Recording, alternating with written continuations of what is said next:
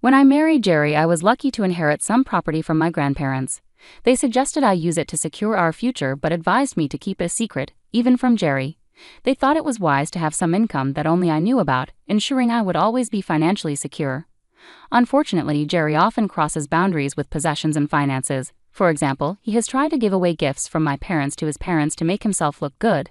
This upset me, especially when he reacted badly when confronted. Recently, a big issue arose.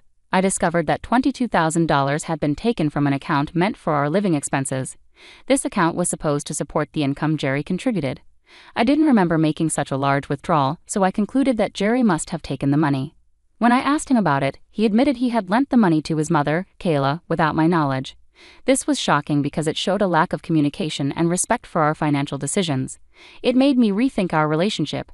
If our marriage can't be built on mutual respect and honesty, especially about finances, we might need to consider our future together. The idea that one spouse can take what the other has without discussing it isn't sustainable.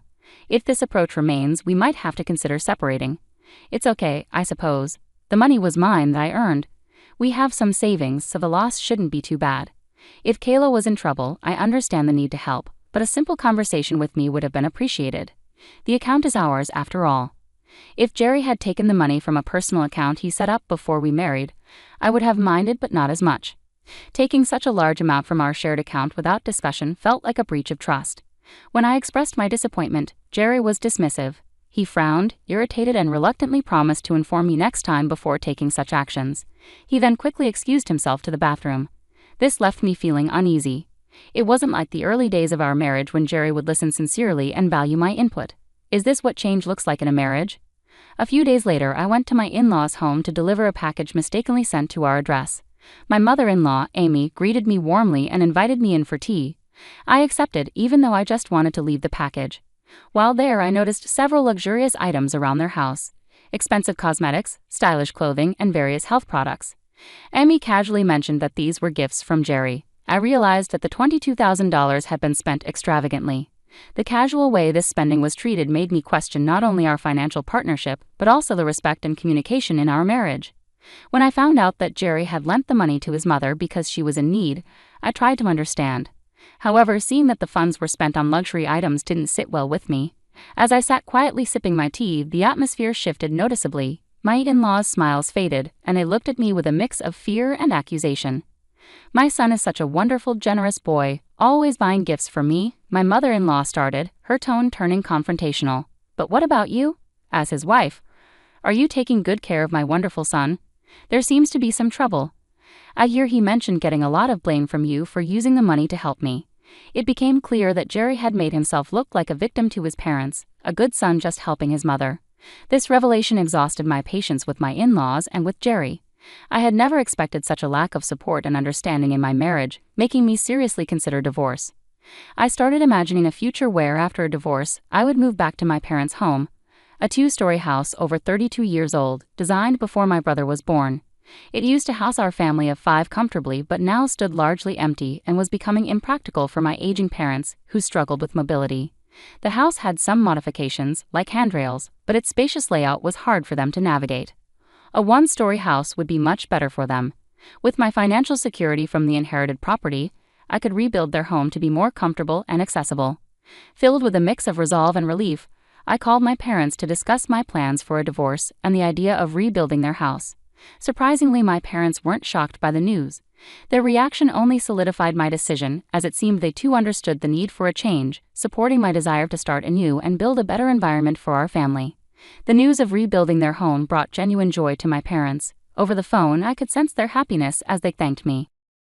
"I'm glad that you're planning to rebuild it for us. Thank you," they said. They reassured me that even if they couldn't live there for long, it wouldn't be a problem, as I could eventually take over the house since it was funded by my income.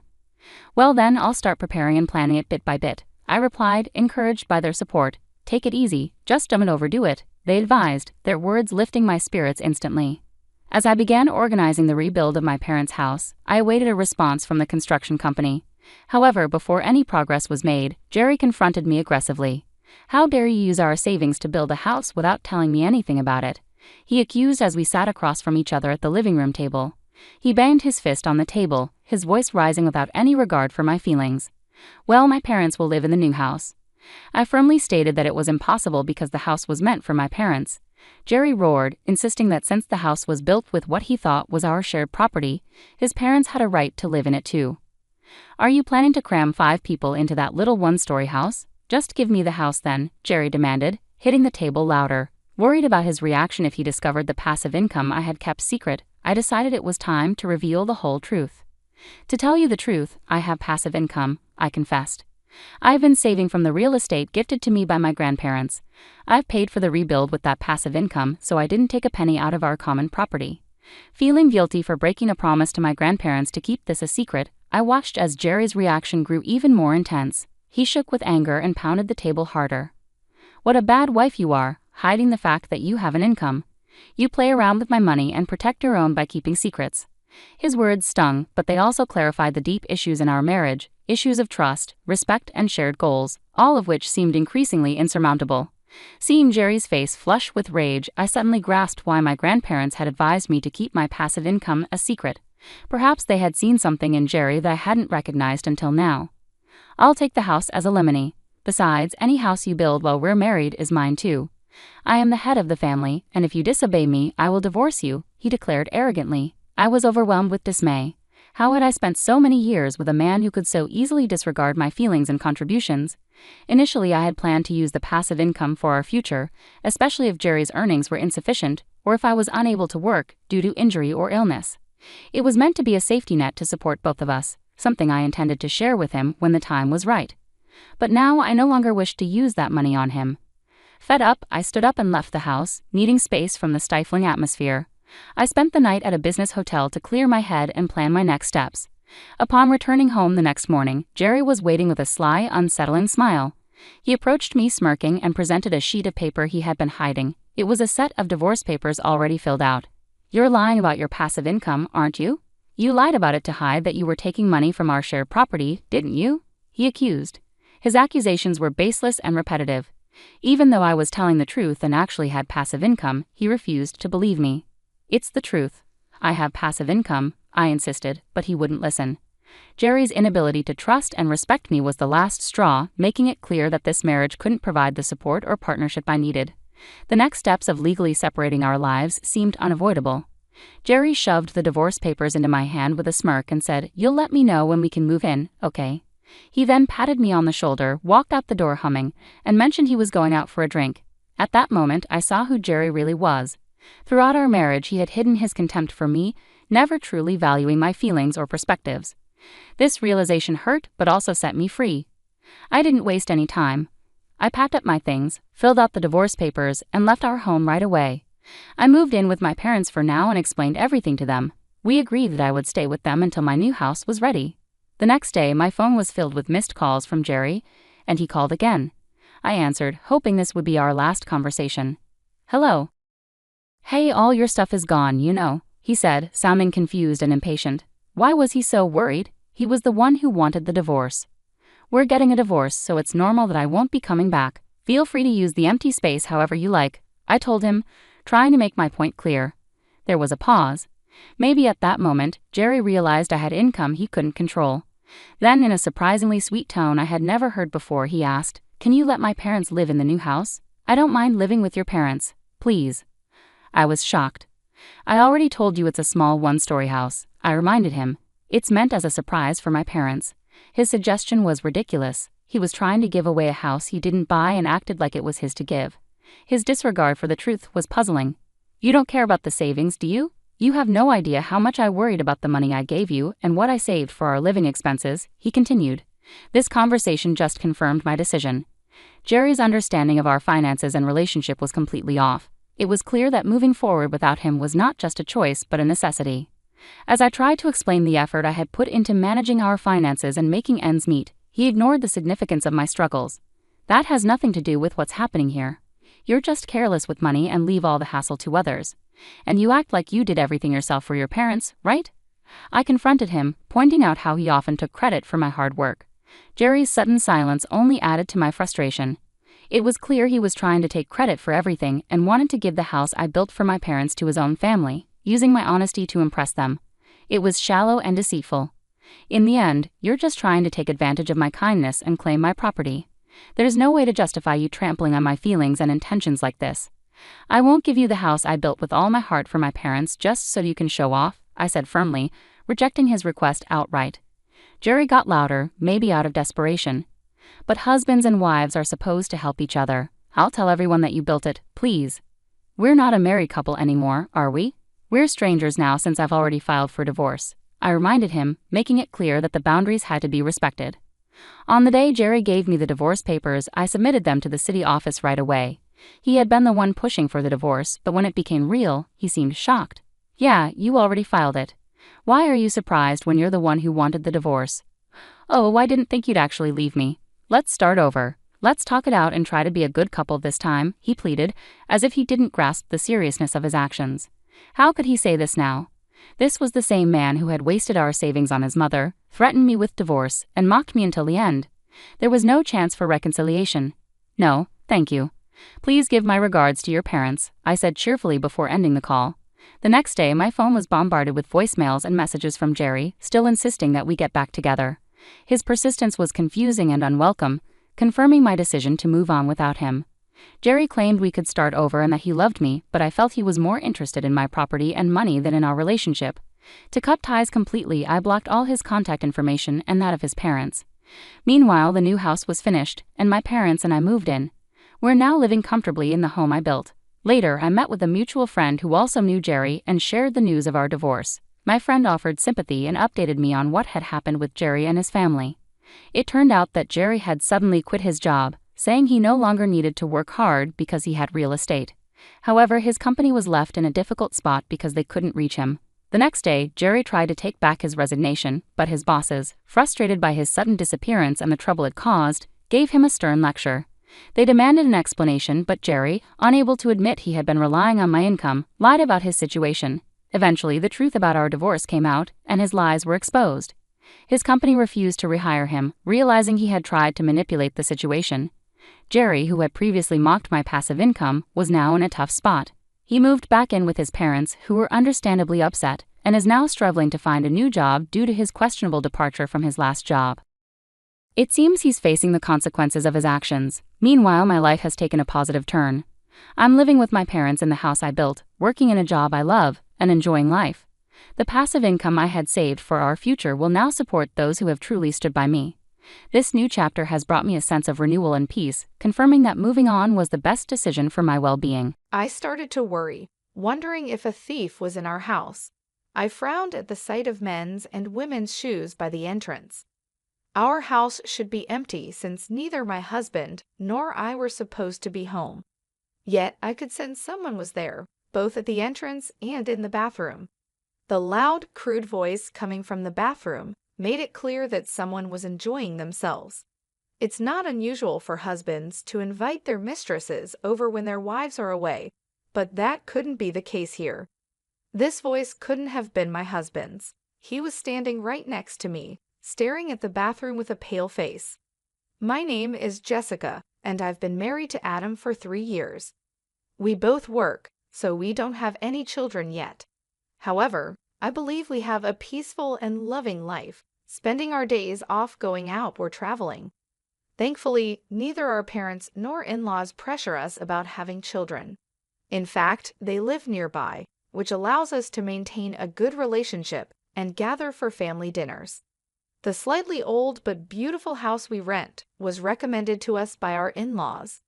We usually host dinner parties once a month, and when we do, my mom and I prepare the meal, enjoying the evening with Dad's favorite wine and the food brought by our in-laws. On that day, Mom had come over in the morning to help prepare for the dinner party, but she seemed unusually quiet and a bit down. While cutting the ingredients, she expressed concern, saying things like, "Do we really need this much? We might not be able to finish it all." This was not like her. "Mom, what's wrong?" "We've only prepared the usual amount for today," I asked. She looked at me with surprise and then laughed it off. "I'm sorry, dear. It's just that Dad has been eating less lately, and I'm worried." "Really? Is Dad not feeling well?" I asked. My dad has been a self-made businessman since his youth, the so-called entrepreneur. He's always been focused on work. When I was a child, I barely remember my dad playing with me on his days off. Even though I don't have many memories of him being around, I still worry about him. It bothers me to think that he might be working himself sick. Mom seemed hesitant to say anything, probably not wanting to worry me, but she finally opened up. It's not an illness. Dad is perfectly healthy, but he's been acting distant lately. He's been criticizing dinner and making comments about how plain my clothes are. Why would he say such things? I thought, it's awful that he would say that to Mom, who has always been the heart of our home. But Mom brushed it off, saying, I'm fine. Maybe Dad is just a bit stressed from starting a new business. She insisted she was okay, and although I was still concerned, we let the conversation fade and got back to cooking. Today, we plan to prepare a special meal, including Dad's favorite steak and pie, as a way to support his new business venture. Adam, my husband, was busy as usual, unable to relax until everything was spotless. He's very particular about cleanliness, and even when it's just family, he always makes sure the entrance and living room are perfectly clean before we have guests. As I started tidying up the garden, Dad, my mother-in-law Teresa, and my father-in-law Eric arrived.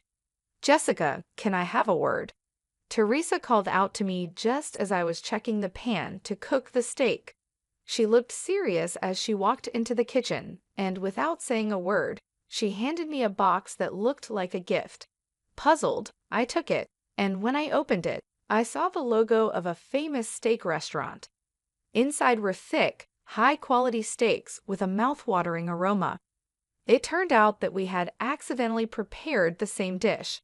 I thought it would be easy enough to just cook fewer steaks. After all, it wasn't the first time our gifts had coincidentally matched. I smiled and said, Wow, did you go out of your way to buy this? We heard it was a celebration, but you could have told us about the steaks. This is a bit awkward. Should we just serve the gifted steaks today? Teresa replied, But you and Adam can still eat them, right? We're not young anymore, and too much meat can be a bit heavy on our stomachs. I found myself speechless. Everyone in the family is nearing 50, and it felt wrong to prepare so much food only for it to go to waste, especially after Mom had helped with the preparations. You should have said something. How thoughtless, Teresa remarked as she left the kitchen. Her comment surprised me, but she didn't notice my reaction as she walked out with the steaks. It was the first time anyone had said something like that to me. We never coordinated gifts before, and even when we ended up giving the same thing, we usually laughed about it. In the past, our gifts had always been sweets or similar items. I felt a bit uneasy, but I thought maybe the expensive gift had upset her, so I didn't think about it too much. At the dinner party, Dad was thrilled with the steak from the high-end restaurant. Mom seemed to understand my situation with just a glance, and without mentioning the steaks we had prepared, pretended to be just as happy. After Teresa, Eric, and Dad left, Mom cleverly used the leftover ingredients to make beef stew before they were cooked. We could have still had the steak, I said. You both would have gotten tired of steak. This way, you can take it home, Mom replied, packing her share in a food container. Although I felt a little bad, the beef stew Mom made was delicious and I quickly finished it off as the flavors blended together. Later, I heard that despite how tasty the stew was, Dad complained about it, calling it outdated. I was furious, but ended up just holding onto those feelings, unable to resolve them, especially when Mom just gave a small, sad smile. A few weeks after that dinner party, I got an unexpected message from Adam. He was supposed to be away on an overnight business trip, but it had been canceled due to changes on the client's side. He told me he would be coming home as usual. Since he was supposed to be away for 5 days, I had planned to spend some time at my parents' house, but with him coming home, my plans changed. I called my mom to let her know, and then met up with Adam to head home together. When we arrived home, I noticed something strange. Did we forget to turn off the lights? I asked, feeling sure that I had turned everything off before we left. The light was on near the entrance, and concerned about the wasted electricity, I apologized. But Adam reassured me, saying, "Don't worry about it," as he inserted the key into the front door. Then he suddenly fell silent. "What's wrong?" I asked. "The front door is unlocked," Adam replied, making me freeze. Thinking it might be a burglar, I quietly took out my phone and started recording. I nodded to signal Adam, and he slowly opened the front door. "Whose shoes are these?" he asked, pointing to a pair of men's leather shoes and women's pumps in the entryway. It was clear these shoes didn't belong to us. If these were Adam's shoes, and he wasn't here right now, I might have suspected he was cheating by bringing another woman home. But since he was right here next to me, it meant someone we didn't know was in our house. Sensing my worry, Adam grabbed his umbrella, ready to use it if needed, and moved forward. We noticed the living room light was on, and there was food scattered on the table, as if someone had bought it recently. This didn't seem like something a burglar would do, I thought. Then I heard a voice getting closer, and it became clear the sound was coming from the bathroom. Whoever was speaking was inside the bathroom. The voice was rough and unsettling, and I could see why Adam was so creeped out. It was disturbing to think that someone was using our home without us knowing. Curious and worried about who could be doing this, I slowly opened the bathroom door and immediately saw some clothes thrown around. "Ah!" I gasped, unable to hold back the sound. The clothes were unmistakably my dad's. His large jacket, neatly hung on a hanger, was the one he had worn at the dinner party just the other day. The shirt and pants, carelessly discarded, were all too familiar. Mom had left just a few hours ago, so there was no way she could be here. It looked like Dad had brought another woman into my home for an affair. The realization made me frown as I looked up at Adam, wondering how I could explain this to him. He was staring, pale-faced, at a necklace resting on top of the washing machine. I recognized the necklace and the earrings beside it. They belonged to my mom. "This can't be Mom." Adam's words confirmed it. The people using our home for their affair were my dad and Teresa. I pulled Adam, who seemed ready to burst in on them, back to the living room. Moving away from the echoing voices seemed to help him calm down a bit. "Shouldn't we call your mom and my dad?" Adam suggested, though he seemed unsure. The thought of bringing Mom and Eric here now felt like it would lead to a crisis for both families, but I couldn't just ignore what was happening. The vulgar noises were still coming from the bathroom, suggesting they wouldn't come out anytime soon. I contacted Mom, and Adam reached out to Eric right away. "It's about Dad," Adam said. "Your dad told me he was going golfing today. He left early this morning and won't be back until tonight. Should I tell him to call you when he gets back?" "It seems that Dad is at home with Teresa," I said, unable to mention what was actually happening in the bathroom. But that was enough for Mom to understand the seriousness of the situation. In a tense voice, she said, "I'll be right there," and hung up. Less than 20 minutes later, Mom arrived, looking pale, with Eric right behind her, utterly bewildered. The voices had stopped, but we could still hear the shower running. Thankfully, the loud voices that had filled the hallway earlier were no longer heard. "Adam, what do you mean Teresa is here?" "I told you, Mom went on a day trip with friends and won't be back until tonight," Eric asked, full of questions. We had informed him that Dad was with someone, but whether he was confused or just didn't want to accept it, he avoided looking toward the bathroom. Feeling sorry for Eric, Adam signaled to me, and I started recording on my phone again. Adam made no effort to hide his approach as he stormed into the bathroom. "Hey, what the heck are you doing in our house?" Adam shouted as he pushed the room door open, making a dull sound. Screams from Dad and Teresa were followed by loud arguing between Dad and Adam. Adam, now standing in the doorway, grumbled in disgust. I grabbed a bath towel and tossed it into the bathroom, desperately wanting to avoid seeing them naked. I really didn't want to see that. Behind me, Mom, no longer able to hold back, pushed past me and stormed into the bathroom. She shoved Adam and Teresa aside and, with a voice I'd never heard from her before, dragged Dad out of the room. Eric, finally mustering his courage, followed Mom into the bathroom and pulled Teresa out. Both of them hurriedly dressed in their scattered clothes, and within minutes, they were sitting in the hallway with their hair still damp. All of us, including me, were panting heavily, our shoulders rising and falling with each breath. Mom broke the silence with a thin voice. Why? Her question was the start of Dad and Teresa's explanations. It all began with Teresa developing a crush on Dad. And since Dad is a company president, he has connections with some flashy industries. He pays much more attention to his appearance than most men his age. And even I have to admit he looks stylish and sophisticated. Teresa reportedly fell for Dad the moment they met, captivated by his demeanor.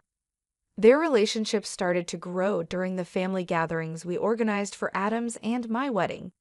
Teresa, trying to show herself as a good person, eagerly took charge of planning the dinner parties, gradually getting closer to Dad.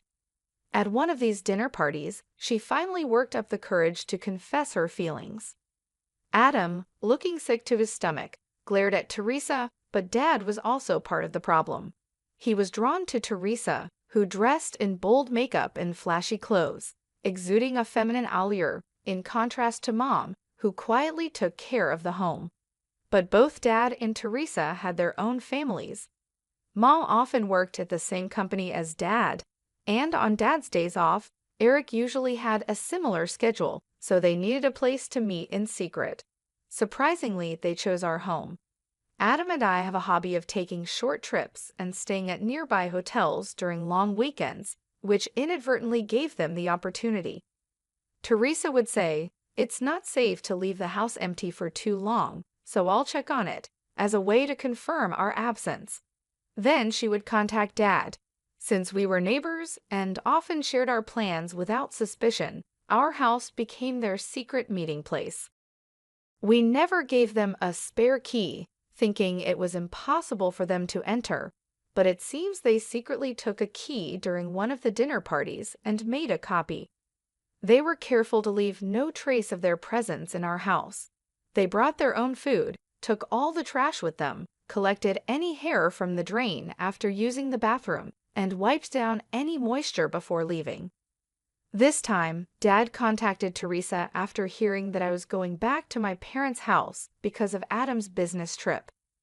I had only informed Mom about the change in plans, leading to this unexpected encounter. If we hadn't discovered it now, who knows how long we would have been deceived. Naturally, both Dad and Teresa were served with divorce papers by their spouses. They faced claims for compensation during the divorce proceedings and were disowned by Adam and me. Although Dad and Teresa initially admitted to what they had done, they later claimed we were lying and had no evidence. However, I had recorded everything on my phone, and when I presented that as evidence, the divorce proceedings went smoothly. With the settlement money, we moved into a new apartment. Adam, who already had a bit of a germophobia, developed a complete aversion to the room after that day and now refuses to even go near it. I also found it too painful to keep living in a house that had been used for their affair, so I fully agreed to move. Now Mom, who has lost all love for Dad, lives with us after the divorce was finalized. Teresa, on the other hand, seemed quite pleased with herself. She became openly defiant, maybe influenced by Dad, and accepted the divorce settlement and compensation without much resistance.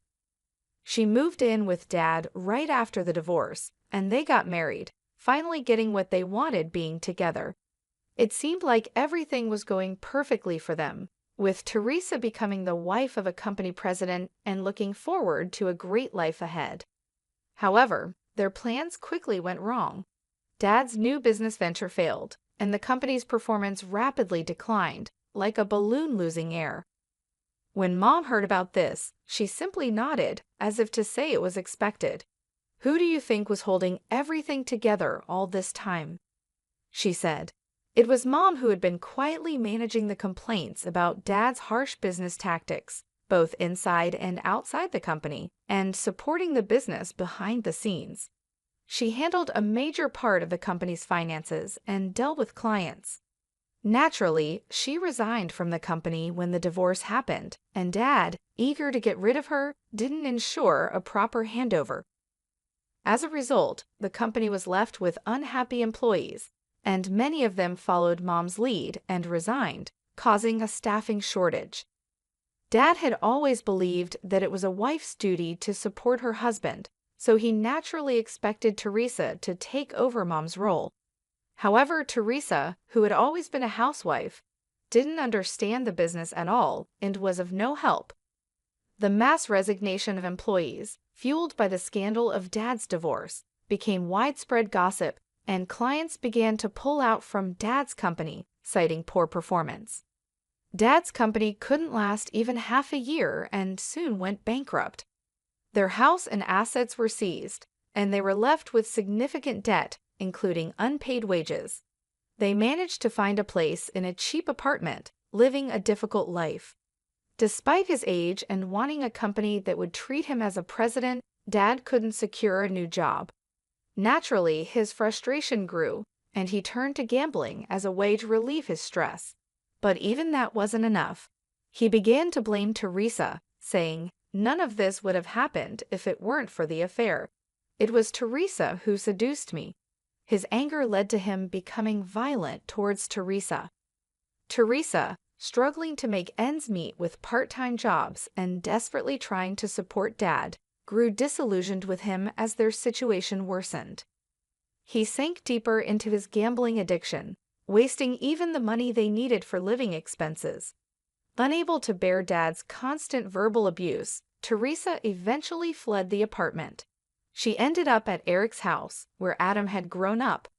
Adam and I happened to be visiting Eric, who had become somewhat reclusive due to the emotional strain of the divorce, so we often checked in on him. When we found the front door open, we walked in to see who was there and were met by Teresa. At first, we didn't recognize her.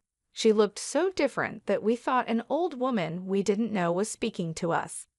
The once well-groomed Teresa was unrecognizable, now looking worn out. Teresa tried to apologize and seek forgiveness for what she had done in the past, but all I could do was give her a bitter look, thinking it was too convenient for her to ask for forgiveness now. Eric must have been quite shocked to see her, yet he seemed somewhat moved by the return of the woman he once loved. While he was trying to figure out how to ask her to leave, Adam, standing next to him, suddenly clutched his mouth and crouched down.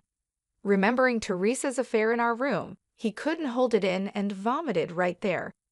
In a panic, Eric and I rushed to get a trash can and water, and we heard Adam's cries of rejection toward Teresa from behind his back. Feeling sorry for Adam and unsure how to handle the situation, it was Eric who took action. He looked Teresa straight in the eyes and firmly told her there was no chance of reconciliation. "Leave," he said, sending Teresa away with strong words. Teresa seemed deeply affected by her own son's rejection, especially seeing how sick it made him. Without saying another word, she stumbled out the front door and left. Since that incident, Teresa has kept her distance from Eric, and there has been no contact from either Dad or Teresa. It seems our ties with them have been completely severed. Adam was under the weather for a few days, but he has since recovered, and together, we are focused on building a warm and loving home. Mom has shown incredible strength. She quickly found work, made new friends, and is moving on from Dad to enjoy her life. She's planning to rent an apartment for herself once she has saved enough, and I hope she chooses one close to our home. As for Eric, he seems to have brightened up a bit after adopting a stray cat that wandered into his yard. Taking in that one cat has led to more cats gathering at his place, and now it's known in the neighborhood as a popular hangout for cats. The ordeal caused by Dad and Teresa involved the whole family in a tough situation, but those of us who remain have strengthened our bonds and are doing our best to move forward. I couldn't bear the thought of being stuck with a pregnant woman, making me raise the child alone. His eyes showed disgust, but a big smile spread across his face, knowing this day would come. Even though I had seen it coming, I quickly went to my room, returned with some papers, and handed them to Adam. His face twisted in shock. "What the hell?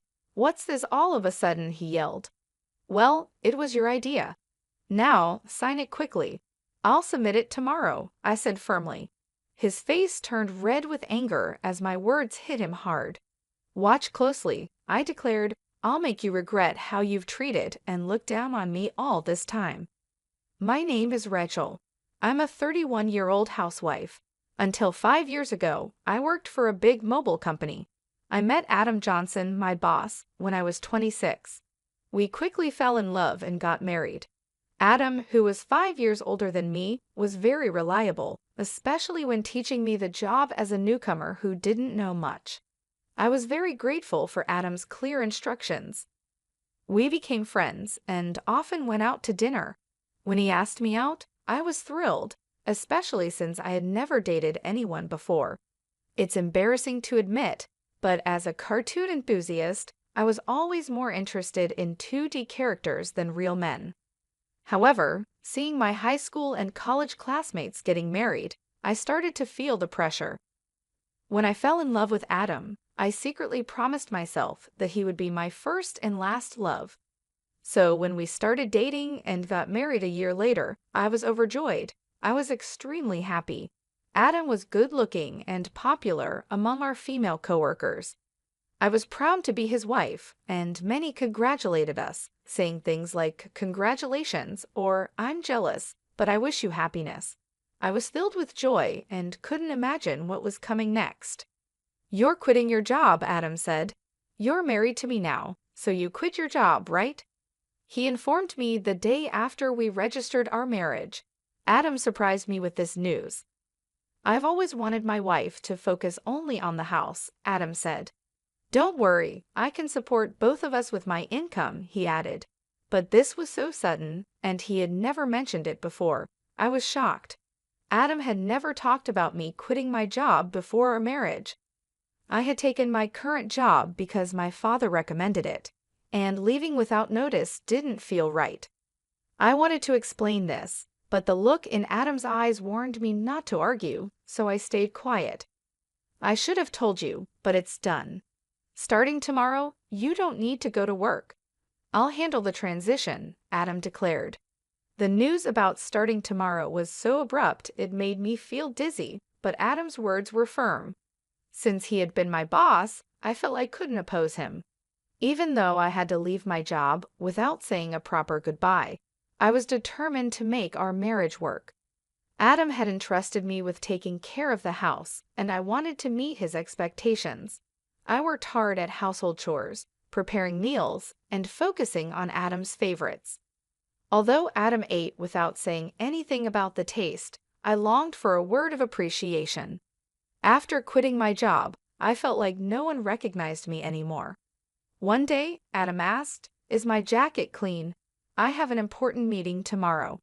"Yes, of course," I replied, seeing his domineering side with old-fashioned views. I reminded myself how lucky I was to have married him and tried to meet his expectations. With no personal income, I had to rely on Adam for everything. Our relationship often felt more like that of an employer and housemaid than a husband and wife. Our married life was generally smooth until one day when I fell ill and couldn't get out of bed. I felt very tired and weak, thinking I would catch up on housework the next day. Adam entered the bedroom and angrily asked, "What are you doing?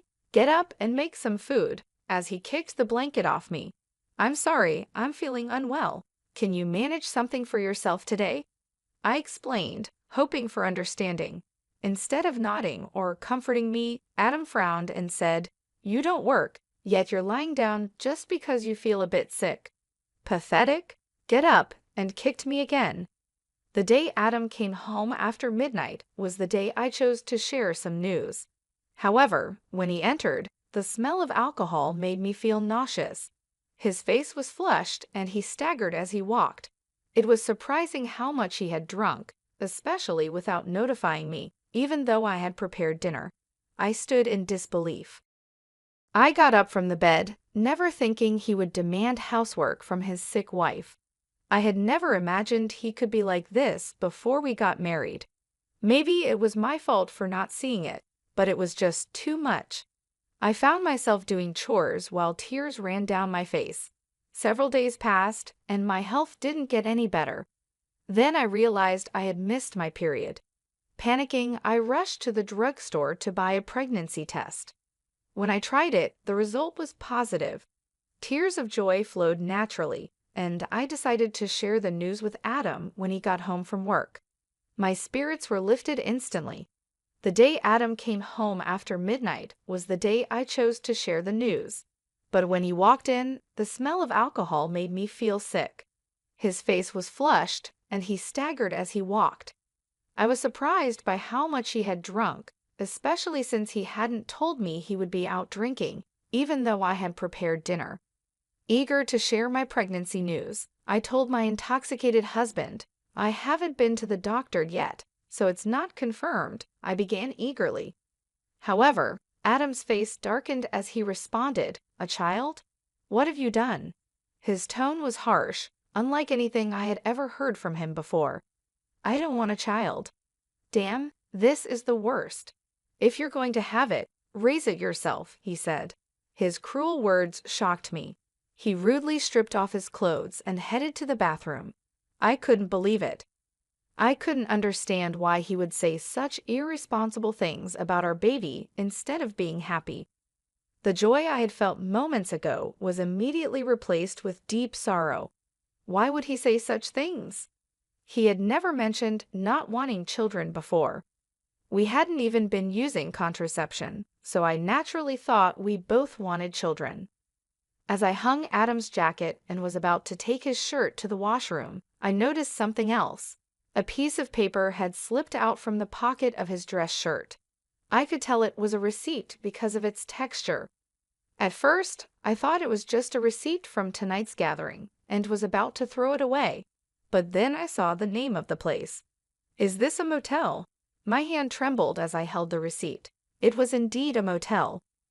The shock of this discovery weighed heavily on my heart. Why doesn't Adam love me? Isn't marriage supposed to be between two people who love each other? We've only been married for just over a year. How could this be? I have been lost in imaginary romances for years, never really experiencing a true relationship. I couldn't accept this harsh reality right away, but the idea of Adam cheating started to make sense, and everything began to fall into place. Had Adam been using me from the start of our marriage? Was he truly in love with the person he was cheating with while I was just a convenient housekeeper? These doubts swirled in my mind. Was that why he reacted so harshly when he found out I was pregnant? As I struggled with these thoughts, nausea set in, and I became convinced something was wrong. Yes, there was no doubt now maybe the reason he made me quit my job was because his mistress worked there. Everything started to make sense, as if he had married me for stability, not love. The line between reality and my imagination became blurry, but I couldn't deny the cruel words he had said after learning about my pregnancy. That day, I decided to gather evidence of Adam's cheating. From then on, his cold behavior toward me was undeniable. It was as if he couldn't forgive me for getting pregnant.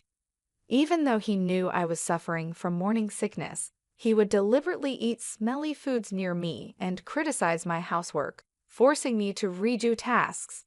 My pregnant body had to endure a lot, and my heart felt heavy. Despite this, I continued to investigate his affair. Adam never let go of his cell phone, even taking it with him to the bathroom, making it impossible for me to sneak a look. When I secretly checked Adam's room, it was always neat and tidy, with nothing incriminating in sight. He was meticulous at work, and his desk was always in perfect order. I realized it would be challenging to catch him off guard directly. I often checked Adam's pockets for evidence like receipts, but my investigation was difficult. I thought about hiring a detective, but didn't have the money. While I was deep in thought, I received an unexpected phone call from my father. "Hello, it's me, your dad. How are you?" he asked. Surprised by his call, given his busy schedule, I replied, "Dad, what's going on? Aren't you busy with work?" "My employees have been doing well, so I'm not that busy," he explained. My father, the CEO of a company in Italy, was always a workaholic. I didn't have many childhood memories of playing with him, but I respected his dedication to his job. His unexpected call left me curious about the reason. "So what's happening?" I asked. My father then revealed a shocking truth. "Is that really true?" I asked in disbelief. "Yes, he's not the type to lie." "I want you to believe me," my father reassured me. Initially in shock and unable to respond, I felt a mix of anger and frustration as the pieces of the puzzle came together. "Thank you, Dad. I'll do my best," I replied. I thanked him before hanging up the phone. My investigation was finally paying off, but the new information also made me feel angry and frustrated. The tension between Adam and me continued to grow, and even though I was pregnant, Adam remained distant. Every time he acted this way, I felt a deep hatred towards him. Months passed, and our relationship stayed strained. Eventually, something happened that changed everything. At 9 months pregnant, I was always careful around Adam, living in constant fear. I tried to avoid him, leading a quiet and stifled life. One day, I cooked dinner as usual. When Adam came home, we sat at the dining table. As I quietly ate, Adam suddenly slammed his fork down. "What is this? It's tasteless," he exclaimed, throwing the food I had prepared onto the floor. I was shocked by his outburst and tried to understand what had just happened.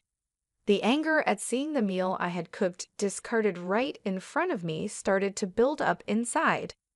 "I've noticed you've been complaining about the taste of the meals recently," I said. Adam criticized my cooking, saying it was bland. Since becoming pregnant, I had been using less seasoning to make healthier meals. This was only temporary until the baby was born. If he found the food plain, he could have added some salt himself. Why did he have to throw it on the floor? I was about to argue when Adam sneered and said hurtful words.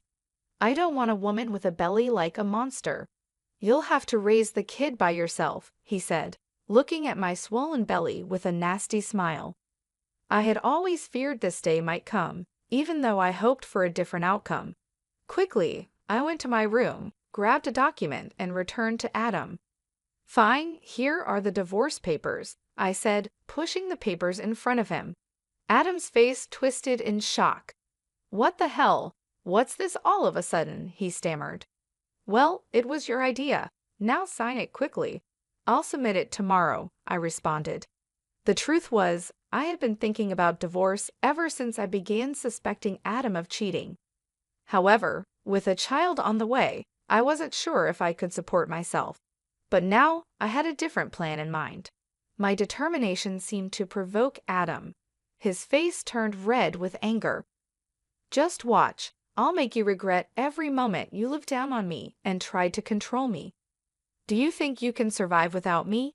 You have a baby to care for, and you'll regret this," he threatened. But my resolve was firm. I wasn't going to back down. "I'll be fine. Don't worry about me," I assured Adam. Maybe irritated by my confidence, he snatched the divorce papers and started filling in the blanks. "Here you go. If this is what you wanted, it's yours," he said. "Thank you," I responded.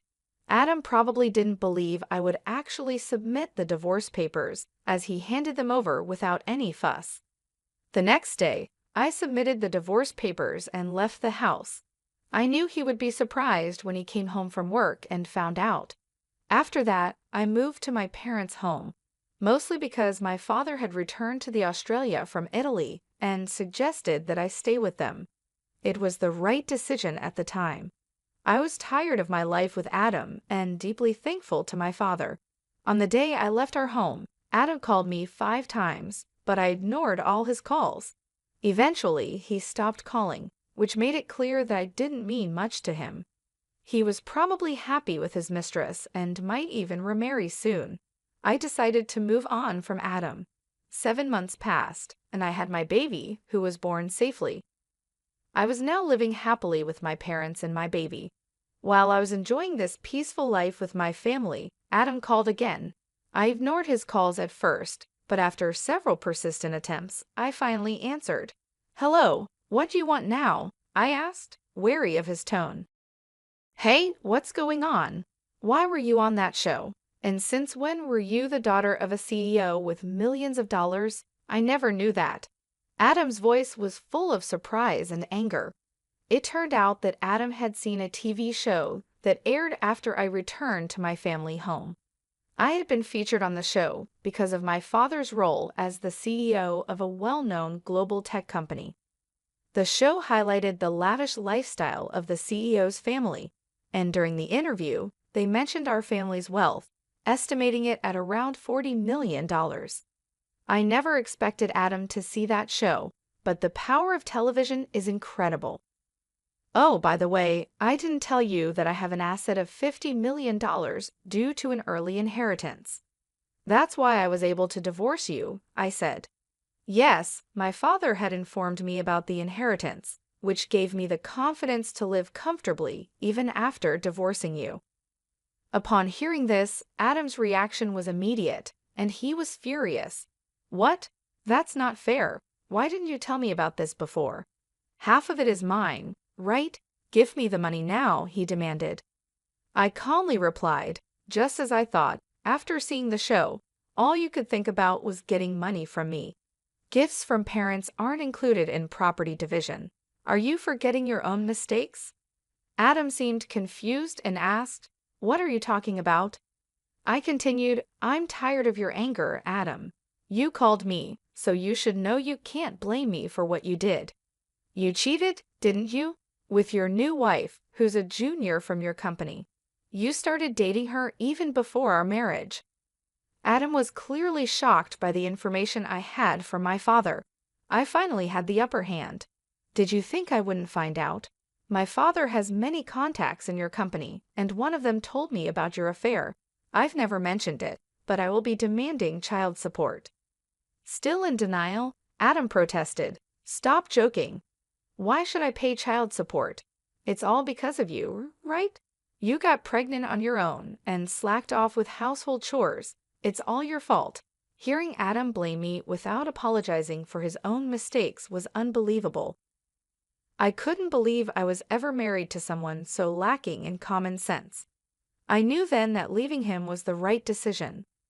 Adam continued, "I'm broke. My wife spent all the money I earned, and now I'm in debt," he pleaded.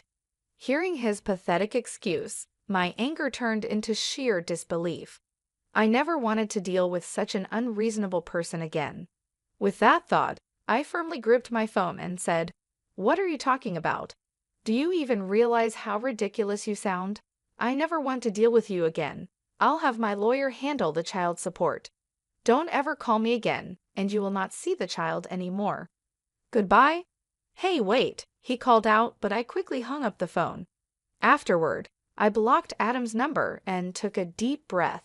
It's over now, right? No more calls from Adam, I thought. I no longer wanted him disrupting my peaceful life. Just then, I heard my baby crying from the other room and rushed to soothe the baby. In the end, Adam started paying child support every month. According to a former colleague, the woman he remarried was quite a spendthrift, and he had to cover his living expenses with debt. It seemed that because of these circumstances, Adam had tried to get a share of my inheritance by calling me. However, Adam didn't get a single penny from me.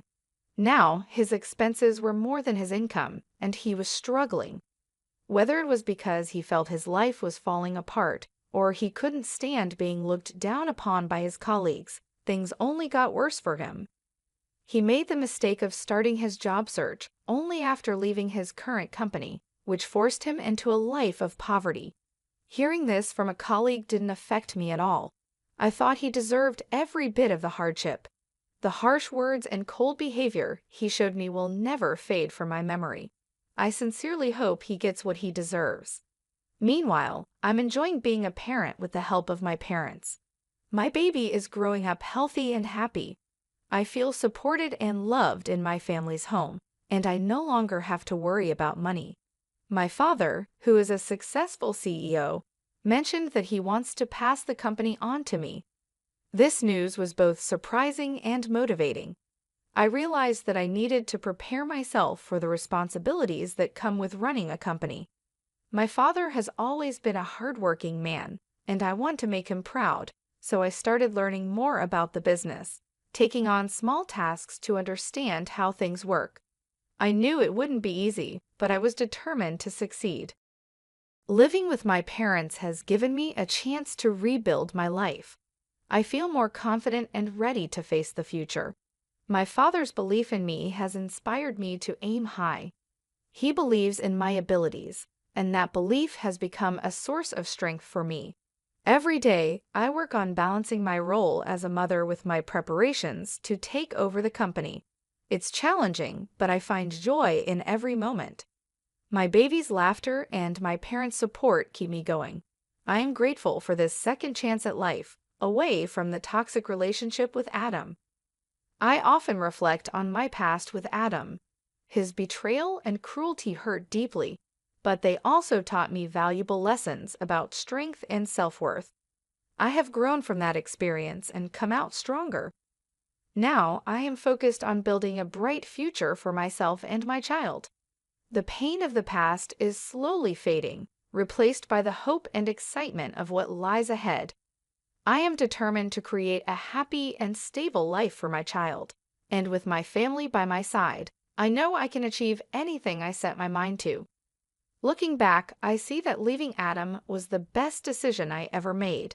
It allowed me to find myself again and to discover my true potential.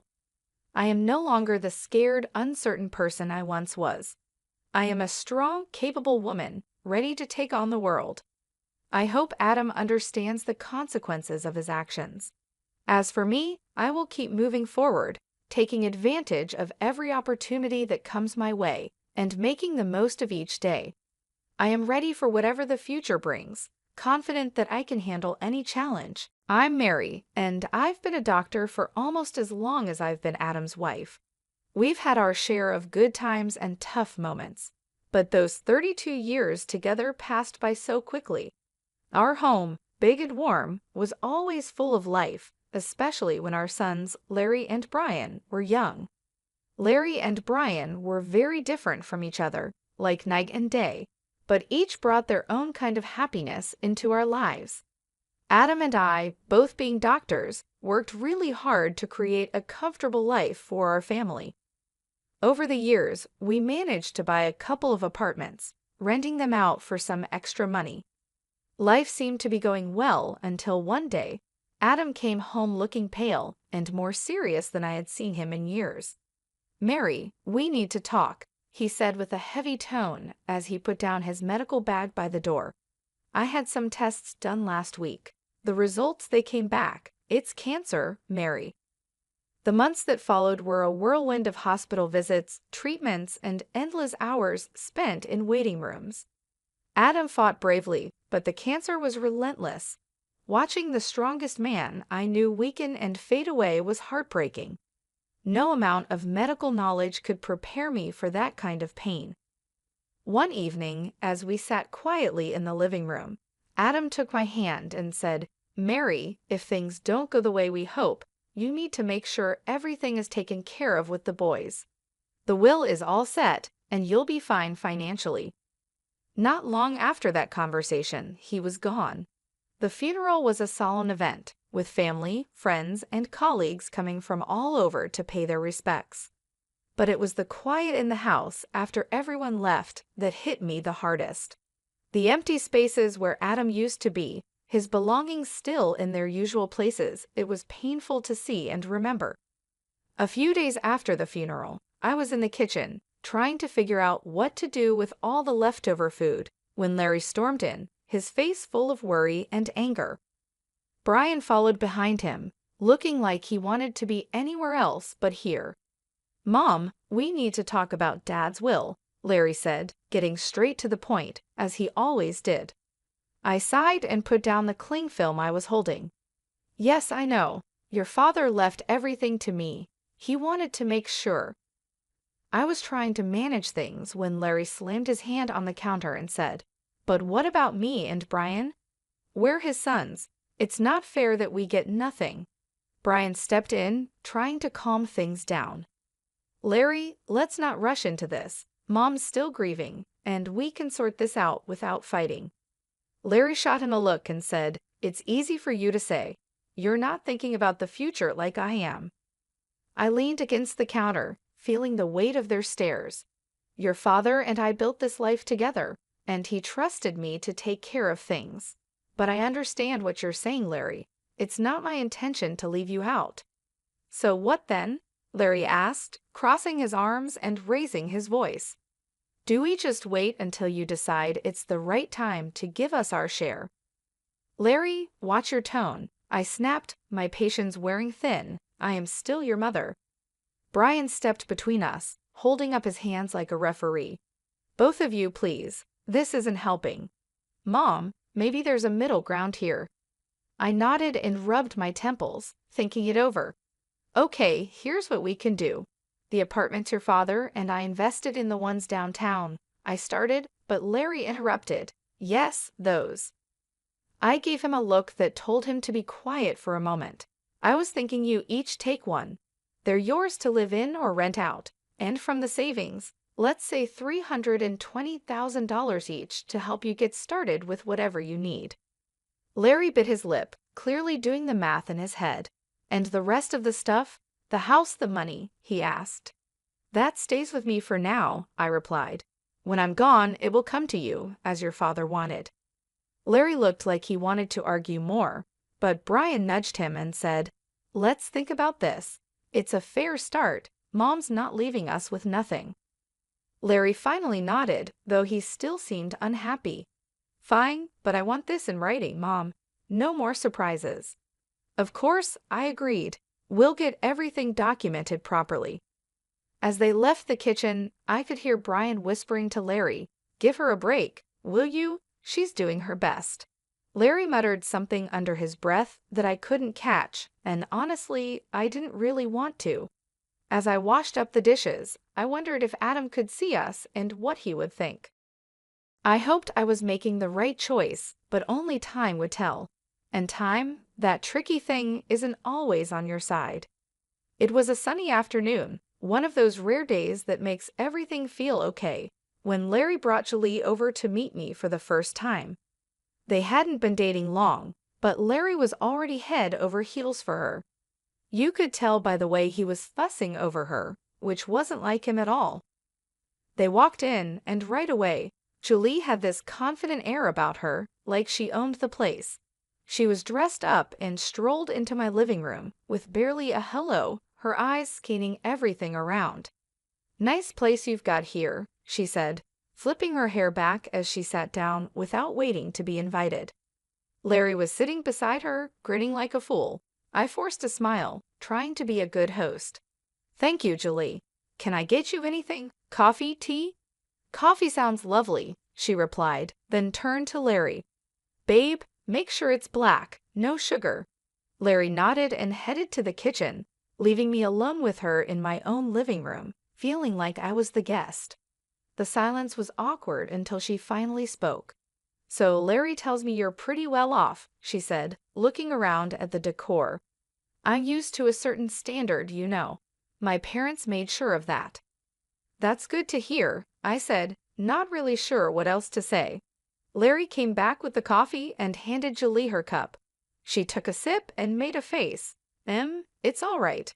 Anyway, we've been talking about our future together, planning ahead, you know."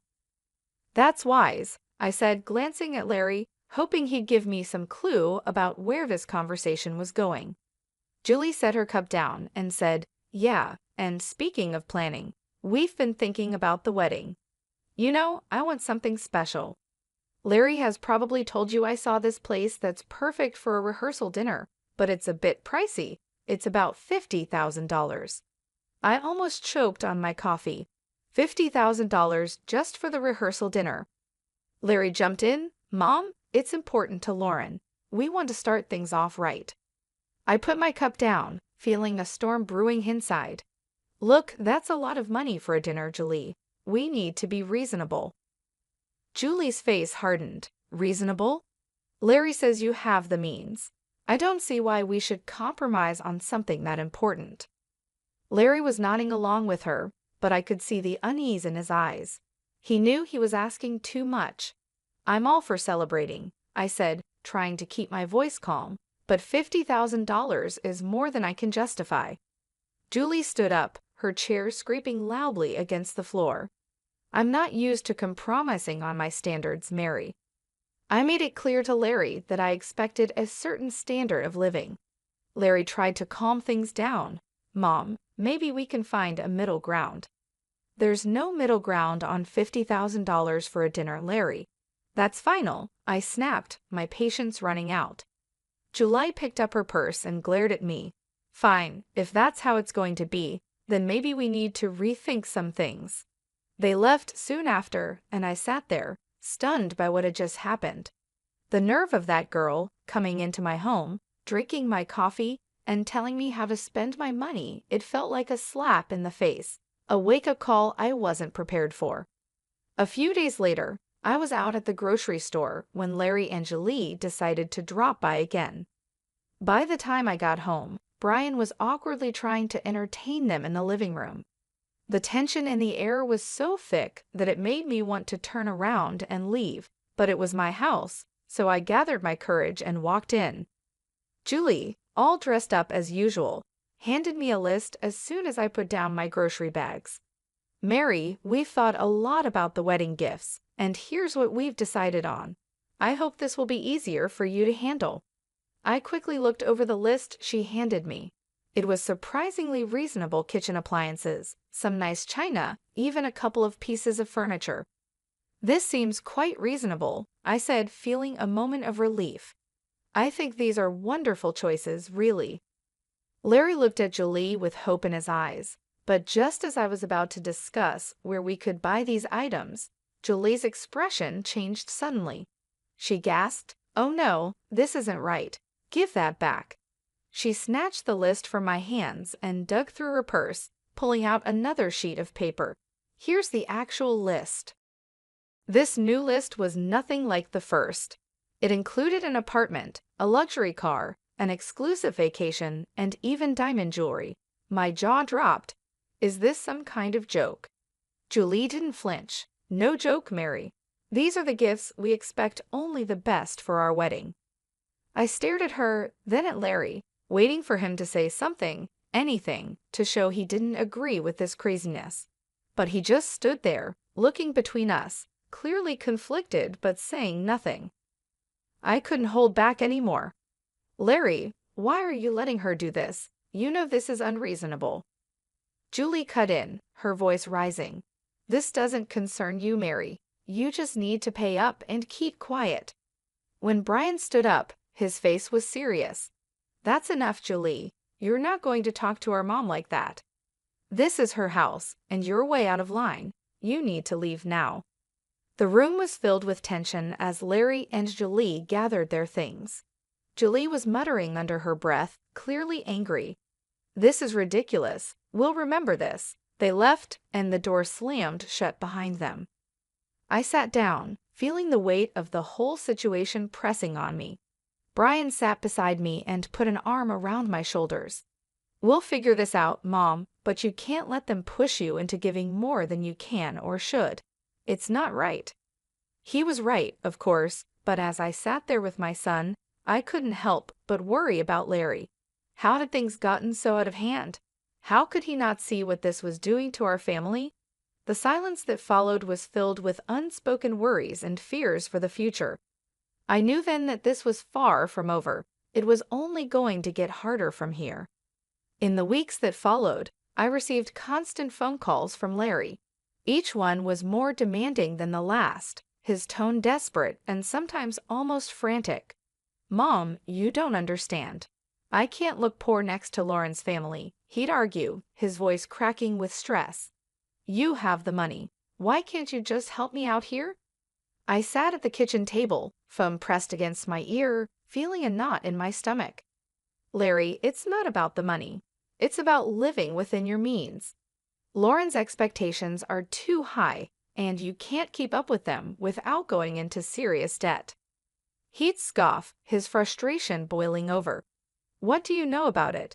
I'm not going to live like a pauper. I need more from the inheritance now. The amount you've offered isn't enough.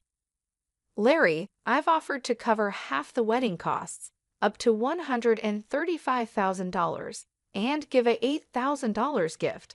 That's more than generous.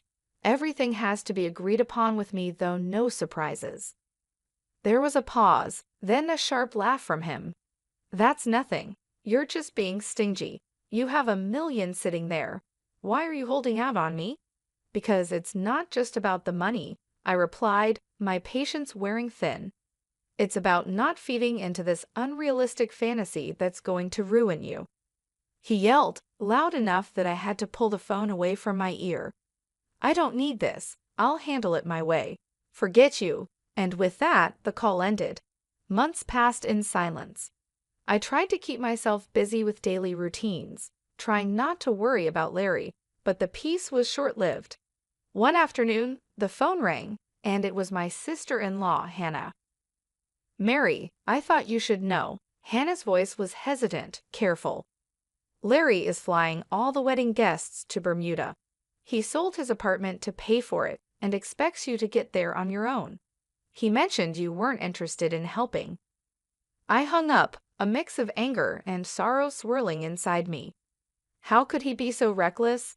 Before I could process it all, Brian came into the room, his expression serious.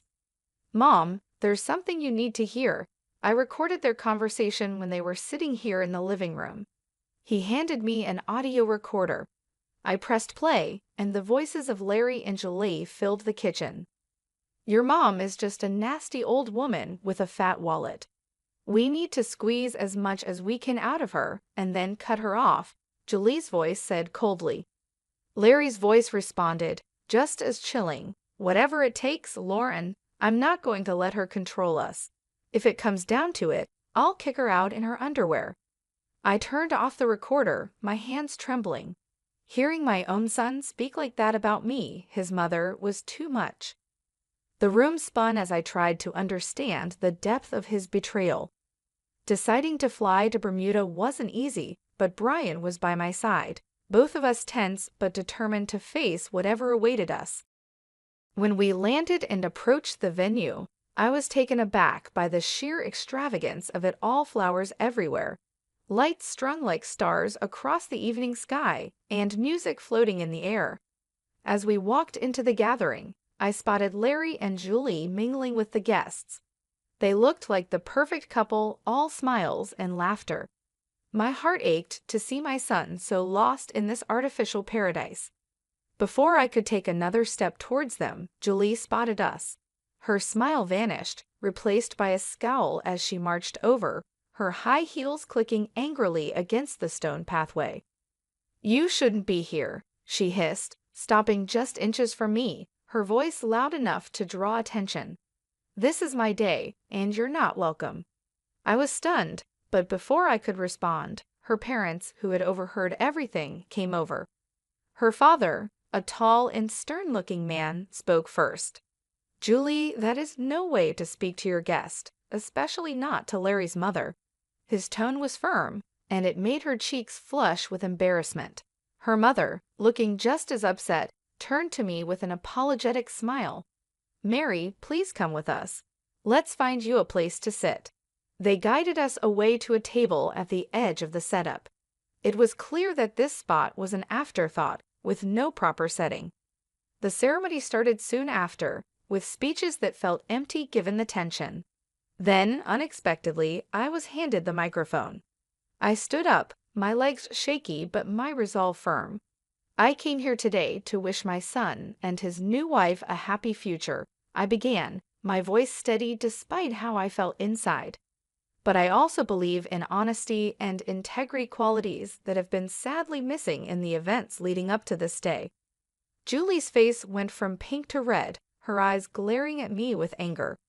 I was asked for money time and again in amounts that no reasonable person would find justifiable. When I couldn't meet these demands, I was threatened with being cut off from my family and future grandchildren. My voice cracked a little, but I continued. Brian, seeing my distress, stepped closer and put a supportive hand on my shoulder. I nodded at him, then played the audio recording he had made. Julie's voice filled the air, cold and calculating, discussing how they would get more money from me. Larry's voice agreed, saying he was willing to leave me with nothing for the sake of his bride. The crowd murmured, shocked and disapproving. I turned off the recorder, and the silence was heavy. I gave my son an apartment and $35,000, and yet it was never enough. Today, I'm making it clear that I will not be treated as an ATM or threatened. I am disowning Larry and Julie. I wish them well, but from this day forward, I am choosing to remove myself from their lives. The reaction was immediate. Julie screamed, her voice shrill and wild. You've ruined my wedding. I curse you.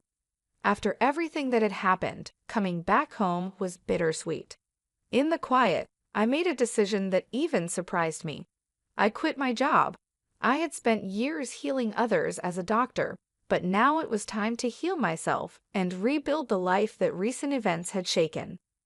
Brian, bless his heart, had just graduated from art college and was full of ideas and ambition. With the $37,000 I gave him, Brian opened his own tattoo parlor. It wasn't just any shop, it quickly became a place where art and skin came together in beautiful ways. Brian put his heart and soul into his work, and it paid off. He started entering tattoo contests, and soon his name was on everyone's lips in the local community. Before we knew it, he was opening more locations, creating a network of salons that became a hotspot for tattoo enthusiasts. I'd watch him sketch late into the night, his dedication a sharp contrast to the chaos his brother had chosen. You're doing amazing, Ollie, I'd say, pride swelling in my chest. During these peaceful months, Larry reappeared one afternoon. He showed up at the door, his eyes tired, his shoulders slumped, a far cry from the ambitious, sharp man he used to be. Mom, I need to talk, he said, not waiting for an invitation to sit down.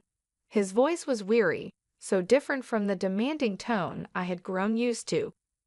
I sighed and motioned for him to continue. What is it, Larry? It's Lauren. She's driving me crazy, wanting more and more. Nothing's ever enough. I got a second job, but it's still not enough for her. His words were filled with desperation, but they couldn't erase the past so easily. Larry, I warned you. I told you that living like that with someone like her was unsustainable. He rubbed his face, frustration clear. I know you did, but I thought, his voice trailed off, hopelessness replacing any explanation. Thought what? That money would just appear because you wanted it to.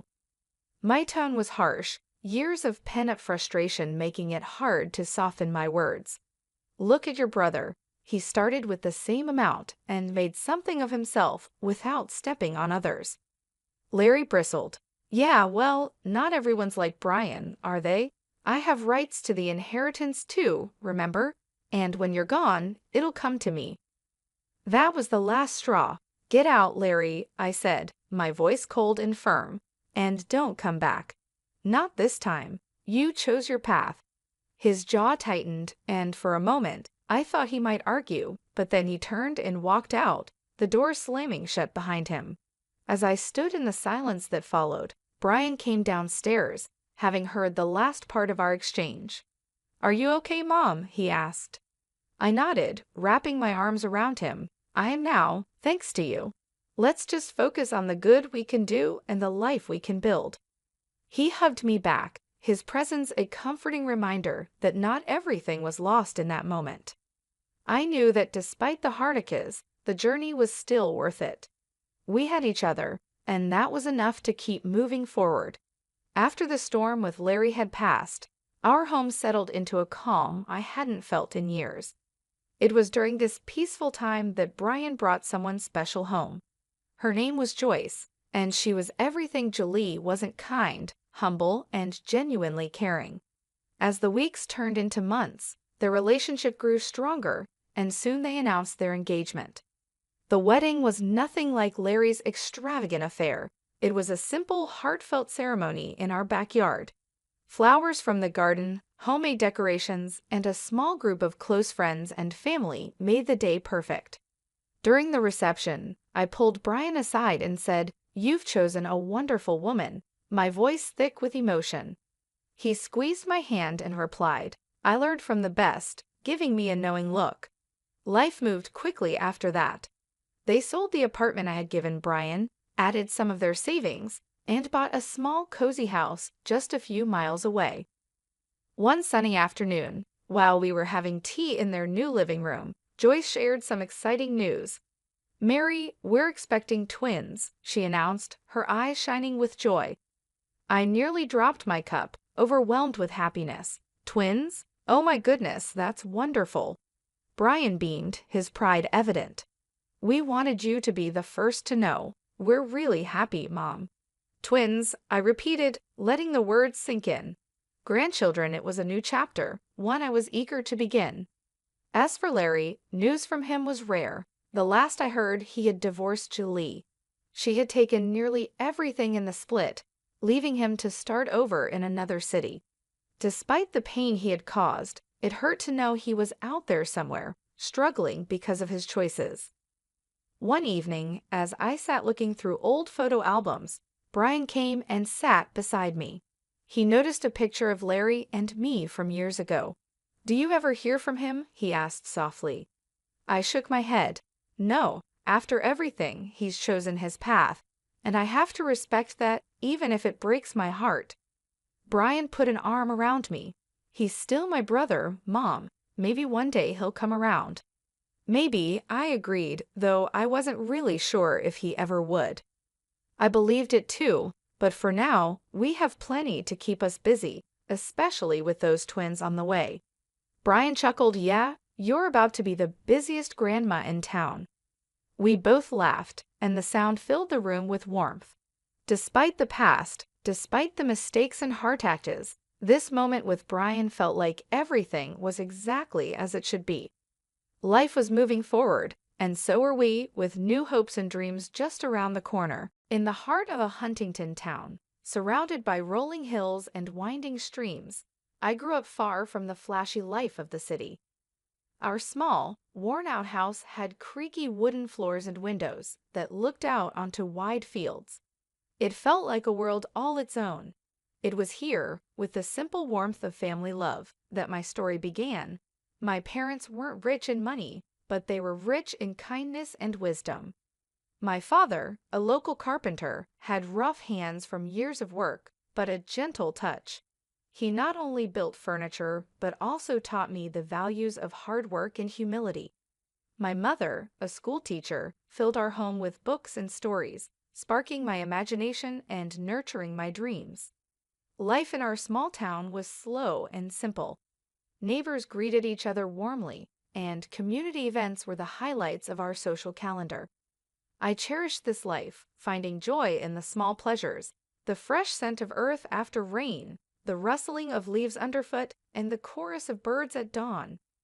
It was at the local library where I first met James. He was different from anyone I had known. A visitor from the city, he had an air of sophistication but was unassuming. His family was well known in business circles, their wealth and influence extending far beyond the city's skyscrapers. But James, with his easy smile and genuine interest in my everyday tales, was a refreshing surprise in that world. Our initial conversations were cautious, like two worlds carefully getting to know each other. He talked about city life, the fast pace, endless opportunities, and dazzling lights. I shared stories of my town, the annual harvest festival, peaceful walks by the stream, and our close-knit community. In those early days, we often met at an old park bench by the lake, where we would talk for hours. The lake, with its calm waters reflecting the changing colors of the sky, witnessed our growing connection, weaving our different worlds into one. "Laura," James said to me one evening, his voice tinged with a vulnerability I had not seen before. "I have always been surrounded by people who care more about wealth and status, but with you, I found a peace I didn't know existed. You've shown me a different way of life, one that's real and full of warmth." His words stirred something deep inside me. James, where we come from doesn't define us. It's who we are when we're together that matters.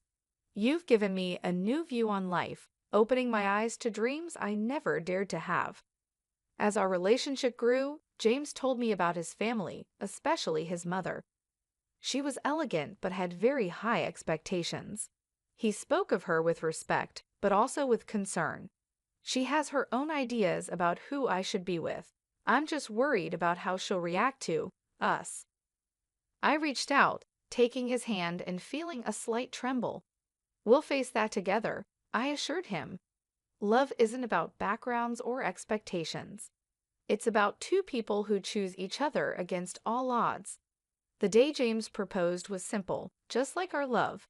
No grand gestures, just a heartfelt promise of a life together. As I looked into his eyes, full of hope and love, I knew this was just the beginning.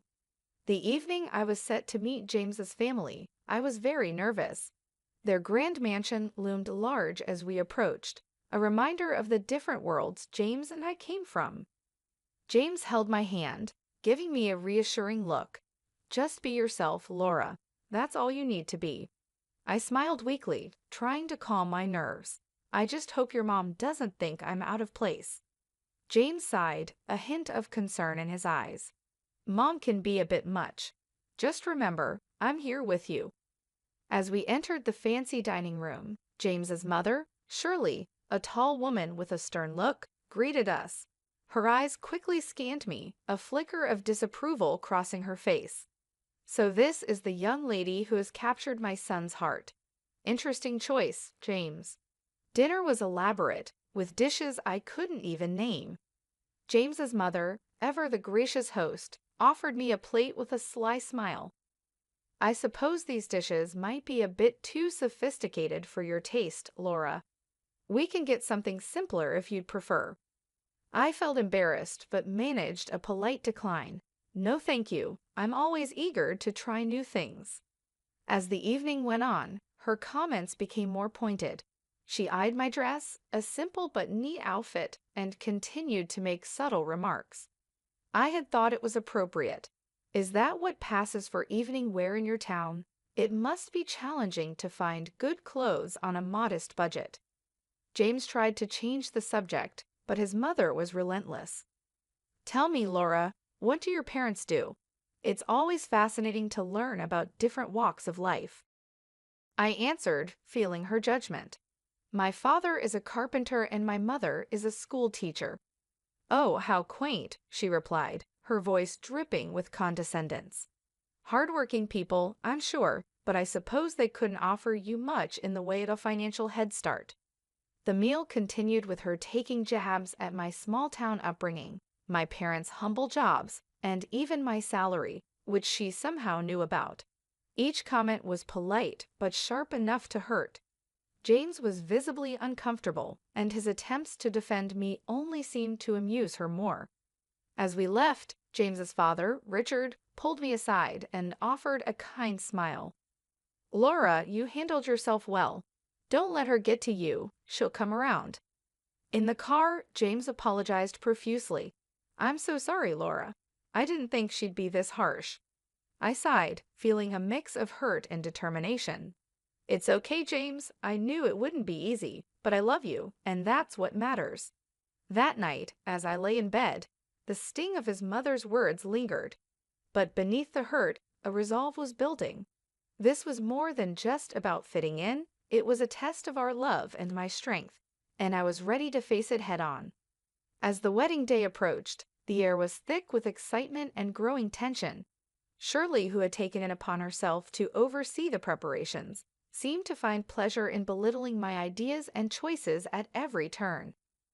One afternoon, while discussing the wedding plans with James and his mother, the topic of the wedding dress came up. I had chosen a simple yet elegant gown that I felt reflected my personality. James's mother, however, had other ideas. "That dress, Laura, it's so plain.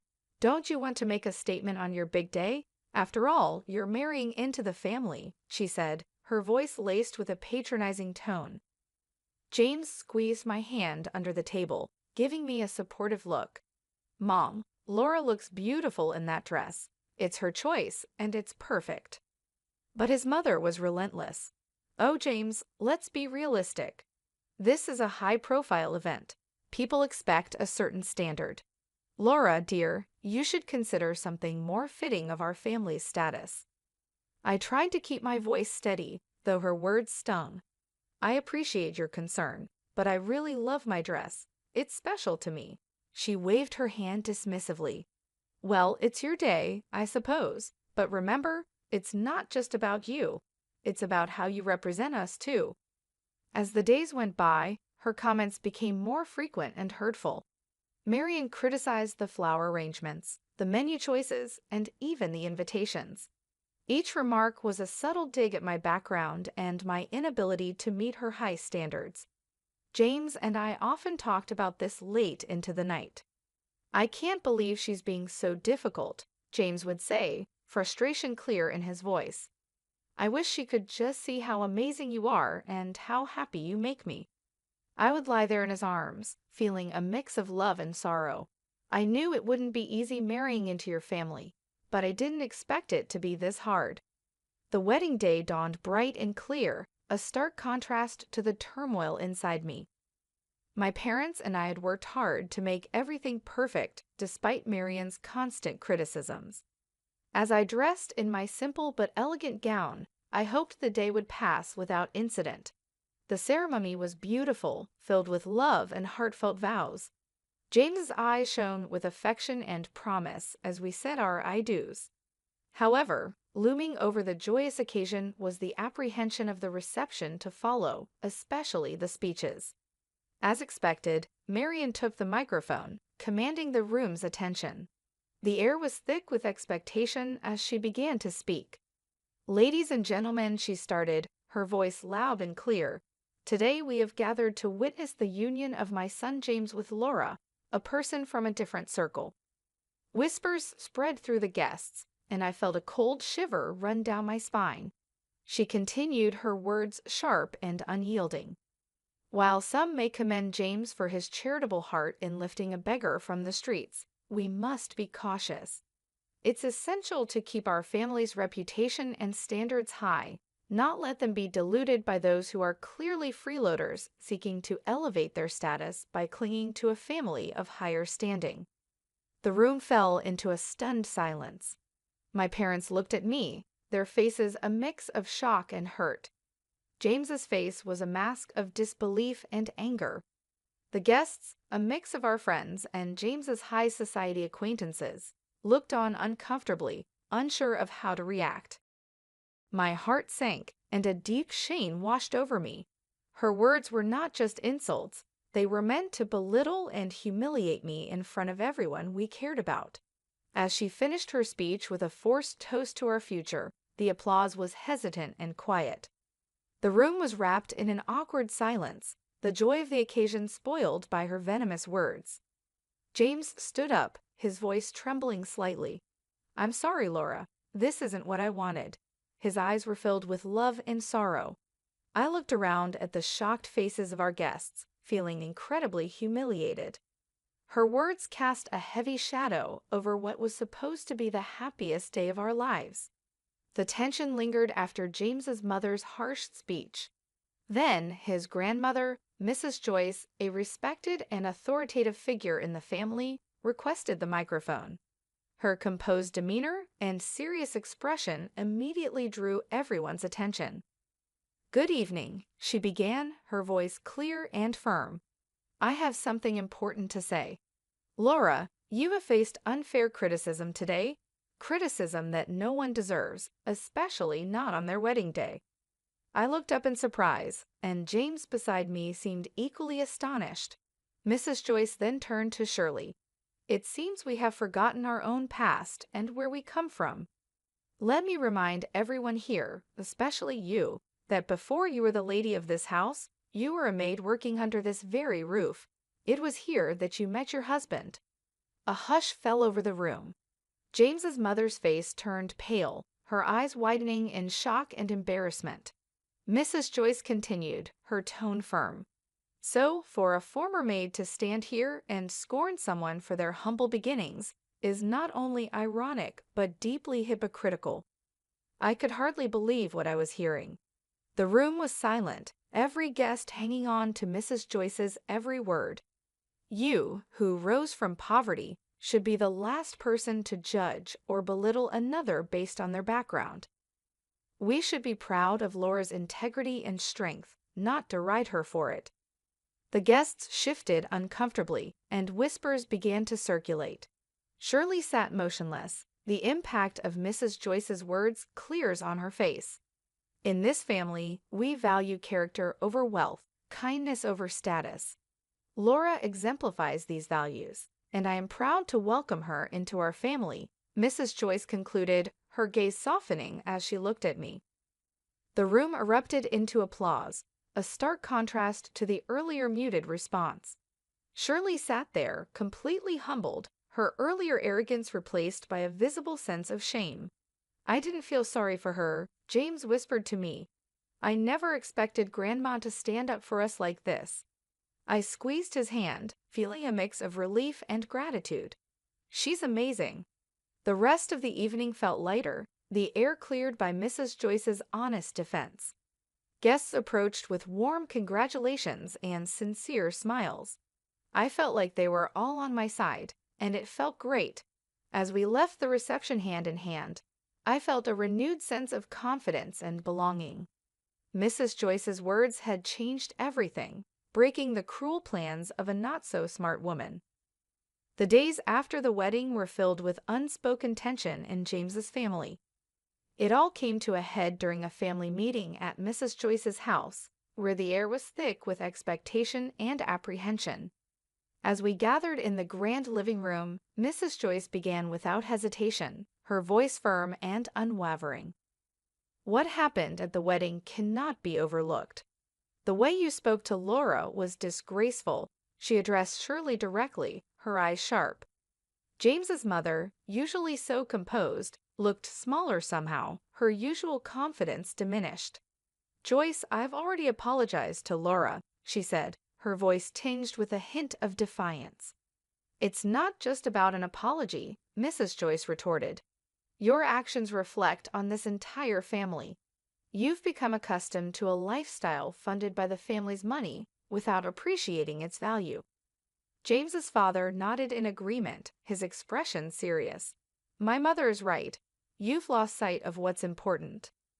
Mrs. Joyce then laid out her decision, each word deliberate and clear.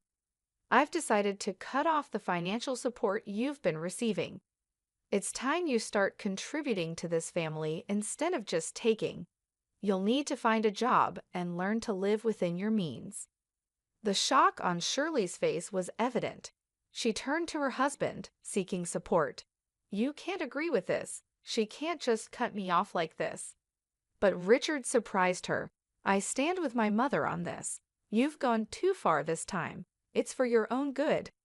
Shirley's eyes filled with anger and disbelief, her usual poise crumbling under the weight of her new reality. James, who had been silent, spoke up, his voice steady. Mom, Grandma's decision is harsh, but it's fair. You need to understand the impact of your words and actions. I sat there watching the scene unfold, feeling a mix of sympathy and relief. James squeezed my hand under the table, silently supporting me. The meeting ended with James's mother in a state of shock, slowly realizing her situation. She was clearly used to living off her family, and the thought of working gave her a headache. I could barely contain a chuckle. As we left, James leaned in close. I never thought I'd see the day when Mom would be at a loss for words, but maybe this is what she needs to change. I nodded, feeling a cautious hope for the future. Perhaps this will be a new beginning for her, for all of us. The family reckoning had been tough but necessary. It was a pivotal moment that promised to reshape the dynamics within James's family, hopefully for the better. The honeymoon was a welcome escape for James and me. As we walked along the sunrise beaches, The soothing sound of the waves provided much-needed relief from the recent family turmoil. One evening, as we watched the sunset, James wrapped his arm around me. "I'm sorry our wedding turned into such a drama, Laura. I wish things had been different." I leaned into him, feeling the warmth of his embrace. "It's okay, James. It wasn't your fault. What matters is we're together now, away from all that stress." James sighed, looking out over the ocean. "Yeah, but when we go back, we'll have to face the reality of my mom's situation. It's going to be tough for her." I nodded, understanding his concern. Maybe this will be a chance for her to grow, to see things from a different perspective. We spent our days exploring and our nights talking about our future. The challenges we had faced seemed to strengthen our bond, reaffirming our love for each other. On our last night, as we packed our bags, James looked thoughtful. "You know, Laura, everything that happened made me realize how important you are to me. I can't imagine going through life with anyone else." I smiled, touched by his words. "I feel the same, James. We've been through a lot, but it's only made our relationship stronger. We can handle whatever comes our way as long as we're together." As we headed back home, I felt ready to face whatever the future held, knowing we had each other. I felt a sense of peace. The honeymoon had not only been a break from the chaos, but also a time for us to strengthen our bond and prepare for the new chapter in our lives. We were returning to a changed reality, but we were doing it together, stronger and more united than ever. The future was uncertain, but I was ready to face it with James by my side.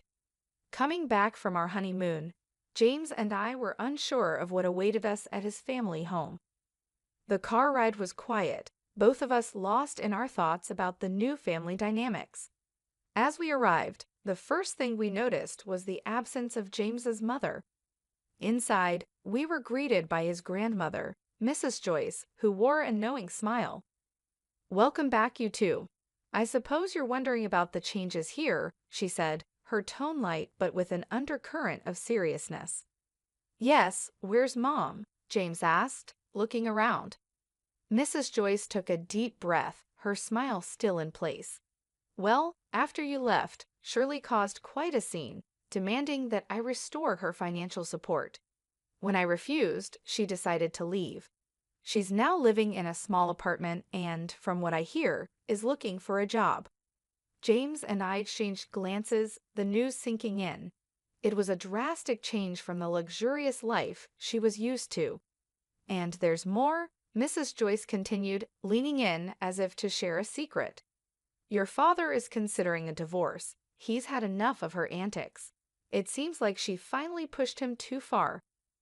"Well, she brought it upon herself," James said, his expression a mix of shock and relief. "I can't believe it. I knew things would change, but this is more than I expected."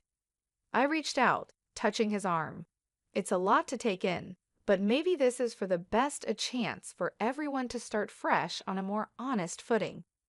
Dinner that night was oddly serene. The absence of James's mother was felt, but not in the way we had anticipated. The conversation was more open, and for the first time in a long time, it felt like there was a real sense of family. As we drove home later that evening, James was pensive. "I always hoped for a change, but I didn't expect it to happen like this. It's going to be a big adjustment for Mom," James said, breaking the silence. I nodded, feeling the weight of his words. "It's a tough situation, but maybe it's a necessary step for her to grow, and for your dad too, to find some peace. Sometimes, change is needed for people to truly see what matters." The ride home was reflective, the quiet only broken by the hum of the car engine. We both sat lost in our thoughts, contemplating the new reality we were returning to. The family we left before the honeymoon was not the same one we were coming back to. It was a sobering thought, but also, in many ways, a hopeful one. As we drove through the familiar streets, I thought about how much had changed in such a short time. James's mother, who had always been a looming figure of control and criticism, was now facing a reality without the financial cushion she had relied on for so long. It was a dramatic shift, but one that might lead to her personal growth. Perhaps, without the comfort of easy money, she would learn to appreciate the smaller things in life and understand the value of hard work and humility. James's father, on the other hand, seemed ready to break free from the toxic dynamics that had ruled their marriage. His decision to consider a divorce was shocking, but it also held the promise of peace and a fresh start. For years, he had been caught in the crossfire of his wife's demands and expectations. Now, he had the chance to find happiness on his terms, without the constant strain of living up to someone else's standards. The family we were returning to was not the same, and that realization brought a mix of emotions. There was sadness for the pain and upheaval, but also a glimmer of hope for a better future. Change, though painful at times, was often the path to something better, and we were ready to face it together.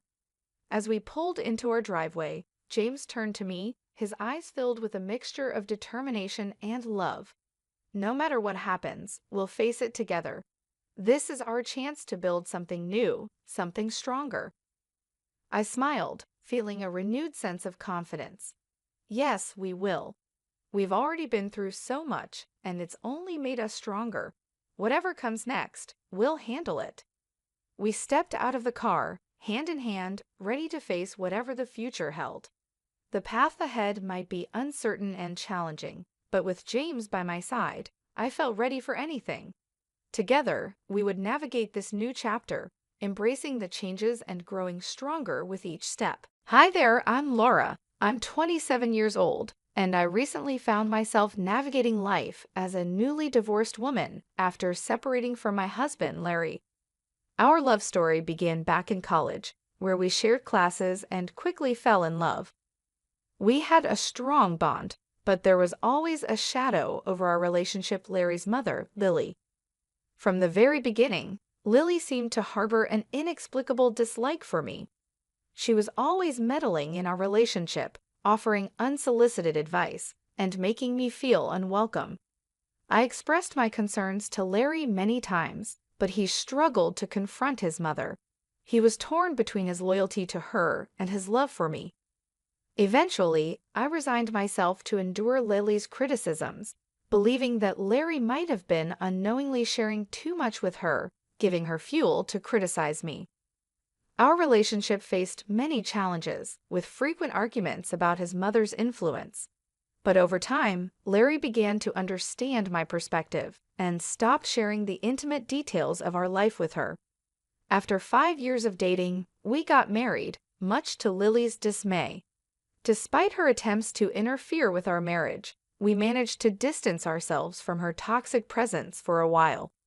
During this period, both Larry and I found success in our careers. Although I admired Larry's accomplishments, I started to feel the need for something more personal, something that was mine alone. We had split our expenses unequally, with me covering the majority, but that didn't bother me much. What really weighed on me was the growing void I felt inside, a desire to pursue something creative and fulfilling. Drawing on my passion for design, I decided to explore graphic design as a side venture.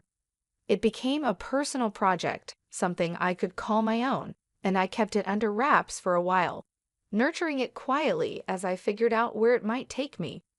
I decided to take a leap of faith and enrolled in graphic design courses, investing in equipment without Larry's knowledge. My best friend, Mary, was the only person I confided in about this new venture. She was incredibly supportive, offering me both encouragement and practical advice as I developed my skills. As my confidence grew, Mary introduced me to people who were interested in hiring me, even though I was just starting out. They appreciated my work and trusted me with their projects, helping me gradually build a client base. This new source of income made a big difference in our lives. It eased the financial pressures we were facing and allowed Larry and me to enjoy a more comfortable lifestyle. With each paycheck, I saved a portion, dreaming of surprising Larry with something special as a token of my appreciation for his support. However, I hadn't mentioned any of this to him yet, and every time I thought about bringing it up, It seemed like he was avoiding serious conversations. It wasn't long before I noticed something was off. Larry became increasingly distant, and I couldn't shake the feeling that he was hiding something from me. The first real sign of trouble came when Larry admitted that he had spent his entire paycheck on investments just a week after receiving it. We had a heated argument about it, but we managed to patch things up for the time being. To help make ends meet, I put in extra hours at work, which helped relieve some of the financial strain. But the following month, Larry repeated the same behavior, and I found myself feeling more and more frustrated. I couldn't understand how he could be so careless with his earnings, especially when I was working so hard to contribute to our household. In a moment of anger, I lashed out with hurtful words, though I quickly regretted my outburst. However, when Larry once again found himself without money for the 5th month in a row, I reached my breaking point. I had been meticulously managing our finances, working tirelessly not just at my day job, but also on my growing graphic design business, which was becoming our main source of income. It was becoming clear that something had to change, and I couldn't keep carrying the burden alone. I had reached my limit. "How could you let this happen again? Have you learned nothing?" I scolded Larry, my frustration boiling over. Despite his attempts to justify his actions, I was done bearing the weight of his financial irresponsibility. It was a tough decision, but I made it clear that I wasn't going to bail him out this time. Larry reacted with indignation and defensiveness, but I stood firm. "You can't gamble away your entire paycheck and expect me to cover for you," I asserted. "I won't enable this behavior any longer." Our argument quickly escalated, with accusations flying back and forth, until finally, Larry stormed out, leaving me alone to grapple with the turmoil of our crumbling relationship. In the aftermath of our confrontation, I couldn't shake the feeling that there was more to Larry's behavior than met the eye. Suspicions began to creep in, and I wondered if Lily, his overbearing mother, might be involved. Determined to uncover the truth, I decided to do some investigating while Larry was out. It didn't take long for me to find what I was looking for. Larry had carelessly left his bank account logged in on my laptop, and what I discovered shocked me. Contrary to his claims of being broke, Larry had more than enough money squirreled away. As I scrutinized his transactions, I found nothing unusual, just the usual debits and credits. But I couldn't understand why he had been hiding his finances from me and telling lies. Seeking clarity, I delved into his messages, and the first person I noticed him texting was his mother, Lily. Their conversation revolved around our recent altercation, with Larry painting me as the antagonist, claiming I had berated him for withholding money. Lily seemed to revel in the discord, affirming her suspicions about me. As I scrolled further, I uncovered a disturbing revelation. Lily had been relentlessly disparaging me to Larry, labeling me as materialistic, and insinuating that I was only with him for financial gain. Ironically, I was the primary breadwinner in our household. Their exchanges showed how Lily's toxic influence had fueled Larry's grievances against me, magnifying minor annoyances and nurturing his resentment. The final blow came when I realized just how deeply Lily's words had seeped into Larry's mind, twisting his perception of our relationship and turning him against me. The truth was out, and it left me reeling. When I discovered their scheme to cut me off financially, it felt like the ground had been ripped out from under me. Initially hesitant, Larry gradually gave in to Lily's manipulations, slowly yielding to her demands. He unknowingly provided her with more ammunition by sharing moments where I had expressed my frustrations, further fueling her animosity toward me. This betrayal was devastating, leaving me overwhelmed with hurt and confusion. Unsure of my next steps, I turned to my best friend, Mary, seeking solace in her comforting presence. I confided in her, revealing the distressing truth I had uncovered and desperately seeking her guidance in this tumultuous moment. Mary, ever the steadfast confidant, listened intently, offering her unwavering support as I struggled to process the betrayal inflicted by those closest to me. The situation weighed heavily on me, and I found myself at a crossroads, uncertain of the best course of action. It seemed glaringly obvious cut off Larry's support, wait for him to hit rock bottom, and then file for divorce. But Mary questioned the morality of such a plan, suggesting that it might be too harsh. Her concern prompted me to reconsider my approach, and she advised me to sleep on it and revisit the issue the next day. Exhausted both physically and emotionally, I welcomed the respite that sleep promised. The next morning, with the luxury of a weekend ahead, Mary and I decided to find comfort in the familiarity of a favorite movie. We drifted off to sleep in each other's company, the tranquility of the day offering a temporary sense of peace, a brief reprieve from the turmoil brewing within me. We indulged in simple pleasures, immersing ourselves in movies, enjoying culinary delights, and savoring each other's company.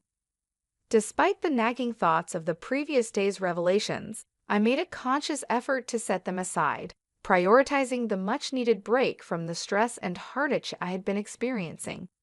However, our peaceful reprieve was short-lived. A call from Lily shattered the calm. Reluctantly, I answered, only to be met with accusations and hostility. Her unwarranted attacks only served to heighten the tension, but with Mary's encouragement, I managed to maintain my composure amidst Lily's tirade. Then, amidst the hostility, an unexpected proposal emerged, a 40/60 split of everything between Larry and me. It was a proposition that dripped with skepticism, clearly a test of my commitment to the marriage. Despite the audacity of her demand, it left me contemplating the next steps in what was becoming an increasingly difficult and painful situation. I agreed, willing to explore any possibility of salvaging what was left of our relationship. With a tentative acceptance, we set plans in motion, culminating in a scheduled meeting on Friday to formalize the arrangement. Despite the lingering uncertainty, I resolved to face the challenge head-on, armed with newfound determination to navigate the tumultuous waters ahead. I was stunned by the turn my marriage had taken, caught between disbelief and seething anger. How could Lily brand me a gold digger? And how could Larry stand by and allow such an accusation? I had stood by him through thick and thin, supporting his endeavors even when they led to losses. I had covered for him when he lied and shouldered the burden of our shared responsibilities, all while keeping my own side hustle a secret, waiting for the right moment to reveal it. When I shared the details with Mary, her smile hinted at the brilliance of the plan. Splitting everything evenly would leave Larry with little to fall back on, given his lack of awareness about my additional income. I had initially hoped to surprise him with a lavish gift once my side venture gained traction, but now I was simply grateful to have it as a safety net. Friday arrived quickly, and Mary accompanied me for support. When we arrived home, we found Lily, Larry, and a lawyer already there, finalizing the contract. Ignoring Larry's silent plea for privacy, I approached Lily and demanded to review the terms. As expected, the agreement mandated an equal division of assets, with a clause prohibiting financial assistance between us. Reluctantly, I signed, knowing it would leave Larry scrambling financially. Predictably, problems ensued. Initially, our communication was limited to curt words, the rift between us too deep to bridge. Yet, living under the same roof required some level of interaction. Larry attempted to reach out and mend the divide, but I remained distant, resentful of his complacency in the situation. As time passed, Larry's persistent attempts to reconnect grew tiresome. The weight of our fractured relationship hung heavily over us, and I found it increasingly difficult to maintain my resolve. Despite everything, the reality of our situation was sinking in, and I knew that the path forward would not be easy. I eventually gave in. "Will you please just talk to me? We can't keep going on like this," Larry pleaded, his voice filled with a longing that caught me off guard. It was jarring to hear him express how much he missed our connection, especially after he had willingly signed away our financial unity. "What do you want me to say, Larry?" I retorted, my frustration clear. Is that why you agreed to sever our finances completely? His silence was deafening, revealing the deep divide between us as we stood at the brink of our shattered marriage. I struggled with the weight of our choices, unsure if reconciliation was even possible. I just need to know where your loyalty lies, Laura, Larry implored. Despite all the issues caused by your mother, you still choose to side with her. Is this truly what you believe is best for us? Please, Larry, don't speak ill of my mother like that. And what wealth are you so concerned about? I don't understand, I countered, feeling both confused and hurt. I'm simply trying to make things right between us. Can we not lash out at each other? There will be no reconciliation until that contract is null and void, Larry replied defensively. It's only been 3 weeks since we signed it, and I've seen no evidence to suggest you're not here for the money. If you're struggling financially, just let me know. I'm willing to help, I offered, trying to bridge the gap between us. Wouldn't that be a breach of the contract? I won't risk violating it, I insisted. Why are you making this so difficult? Can't we just be civil? I could see Larry wrestling with conflicting influences, his mother's and his own. The Larry I married wouldn't have succumbed to such manipulation. That month, I focused on paying off our major debts, leaving Larry to manage on his own. With my share settled, I had more disposable income, and Mary and I indulged in lavish outings, while Larry always had an excuse for his financial constraints. My graphic design side gig was thriving, and I began to seriously consider quitting my day job. Meanwhile, Larry struggled, his portion of the pantry often bare. While a part of me felt sympathy for him, I couldn't ignore the choices he had made that led us here. I reminded myself that Larry had brought this situation upon himself, but that didn't make the unfolding events any easier to handle. Lily's unexpected visit, however, threw me off balance. She stormed into my home, her face a mask of anger, and before I could even greet her, she accused me of stealing from Larry.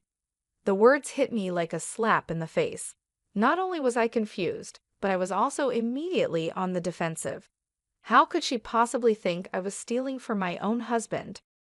What are you talking about? I demanded, trying to keep my voice steady.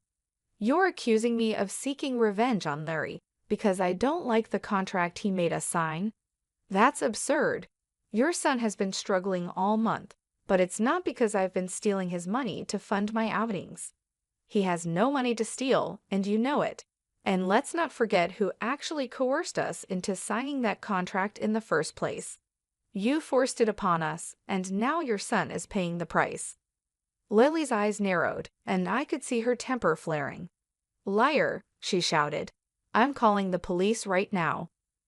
Go ahead, I replied, meeting her gaze head-on. I haven't taken a single cent from your son. You won't find anything because there's nothing to find. Then how do you have so much money? She demanded, not backing down. Your job doesn't pay that much more than Larry's, and he's told me you've cut back your hours. So where's all this money coming from? I took a deep breath, deciding that now was the time to lay it all out. I have another business on the side, I began.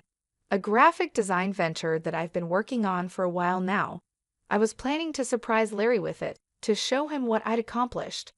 But thanks to your constant meddling, that plan went down the drain. I was even going to use the money to buy you a car as a gesture of goodwill, to show you that I'm not the person you think I am. Lily looked taken aback, but she wasn't ready to relent just yet.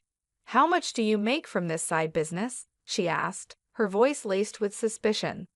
More than you'd expect, I answered. I've worked hard to build something successful, something I'm proud of. And all this time, I wasn't lying or trying to deceive anyone. I was simply trying to do something good, something positive.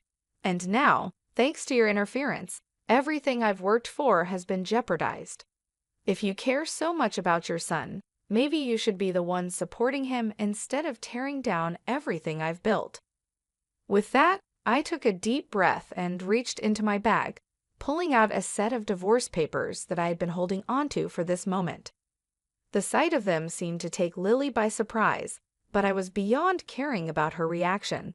I turned to Larry, who had been standing silently by, his expression a mix of guilt and resignation.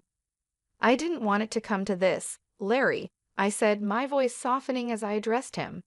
"I tried to make things work, even after everything that's happened. But I can't keep doing this. I can't keep living under the shadow of your mother's influence, and I can't keep pretending that everything is okay when it's not. I've worked hard to build a life for myself, and I deserve to be with someone who supports that, not someone who lets their mother tear us apart." Larry looked down, unable to meet my eyes. Lily opened her mouth to say something, but I cut her off before she could start. "This isn't just about money," I continued. "It's about respect, trust, and the foundation of a relationship that should have been built on mutual support. I've done everything I can to support you, Larry, even when things were tough. But I need to take care of myself now. I need to protect what I've built." With those words, I handed the divorce papers to Larry. The silence that followed was heavy, filled with the weight of everything that had led us to this point. Lily looked at the papers, then at Larry, her face a mask of disbelief. I knew it wasn't going to be easy, and the road ahead would be filled with challenges. But I also knew that I couldn't keep sacrificing my own happiness and well-being for the sake of a relationship that was no longer healthy. As I turned to leave, I felt a sense of finality, but also a sense of relief. I had taken the steps I needed to protect myself, and now it was time to move forward. Whatever the future held, I was ready to face it on my own terms, with the knowledge that I had done everything I could to make things right. I had filed for divorce right after we signed the contract, quietly holding onto the papers until the right moment to reveal them. When I finally handed them to Larry, the shock on his face was unmistakable, but I felt no sympathy. I had given him every chance to make things right, and he had chosen his path. I expected Lily to be pleased, given how hard she had pushed for this separation. Instead, her expression shifted to one of fury as she realized the full consequences this would have for her son. I calmly informed them that I would be moving out in last weeks. I had made up my mind, and there was no going back. I agreed to continue splitting the remaining loan payments, but that was the extent of my commitment. Larry, clearly desperate, tried to plead with me, hoping to change my mind, but I remained resolute. I reminded him that this was the outcome of his choices and actions, and that we had both reached a point of no return. In the months that followed, I began to feel a sense of liberation from the toxic relationship that had been weighing me down for so long. Lily, as expected, tried to contest the divorce, likely hoping to salvage something from the situation. However, with our assets already legally separated, there was little for Larry to gain from the proceedings. In fact, he ended up losing more than he ever imagined. Unable to keep up with the mortgage payments on the house, he was forced to sell it and move back in with his mother. As for me, my life took a turn for the better. My graphic design business began to flourish, far beyond what I had initially envisioned. I started landing lucrative opportunities with big brands, and my client base expanded rapidly. It was a blissful and rewarding period for me, one that filled me with a sense of accomplishment and relief. I finally felt like I was in control of my life, free from the negativity and constant stress that had overshadowed my marriage. Every day, I felt grateful that I had something to fall back on. My side business, which had started as a small venture, had grown into a successful and profitable enterprise. This financial independence spared me from the fate Larry had to endure, and it allowed me to move forward without the burden of our past weighing me down. Larry's situation was quite different. With the house sold and his financial stability shattered, he struggled to adjust. Moving back in with his mother was a blow to his pride, and I could only hope that this experience would serve as a lesson for him in the future. Perhaps he would learn the importance of responsibility, trust, and the consequences of allowing others to manipulate his decisions. But those lessons were no longer my concern. I was focused on building my own future now, I embraced the opportunities that lay ahead, excited about what was to come. The freedom to pursue my passions, the success of my business, and the peace that came with leaving a toxic situation behind filled me with a sense of fulfillment I hadn't felt in years. Life was finally moving in a positive direction, and I was determined to make the most of it. I surrounded myself with supportive friends, like Mary, who had stood by me through thick and thin. Together, we celebrated the small victories and the big achievements, knowing that this new chapter in my life was just the beginning. Looking back, I realized how far I had come and how much I had grown. The painful experiences of the past had shaped me into a stronger, more resilient person. I was no longer the woman who had been manipulated and overshadowed by others. I was now someone who knew her worth, who understood the value of independence, and who was ready to take on the world with confidence. The future was bright, and I was ready to face it with open arms. No longer burdened by the mistakes and betrayals of the past, I was free to pursue my dreams and live life on my own terms. And that, more than anything, was the most rewarding part of this entire journey. "Mom, what's that over there?" my daughter asked as we returned home from my parents' house. We were met with piles of trash bags in front of our entrance. As we got closer, I realized these bags contained our belongings, thrown together carelessly like trash. Confused, I exclaimed, "What's this? Why is this happening?" My daughter tearfully pulled out her beloved stuffed animal from one of the bags and hugged it tightly. Frustrated, I marched towards the entrance, only to find the locks had been changed while we were out. It was clear my mother-in-law and sister-in-law were behind this. Ringing the doorbell and knocking several times brought no response. "What is this? Isn't it terrible?" I muttered. Upon closer inspection, one of the trash bags had a note that read, "Parasites disappear, never come back." Anger surged within me, and I couldn't help but express my frustration aloud.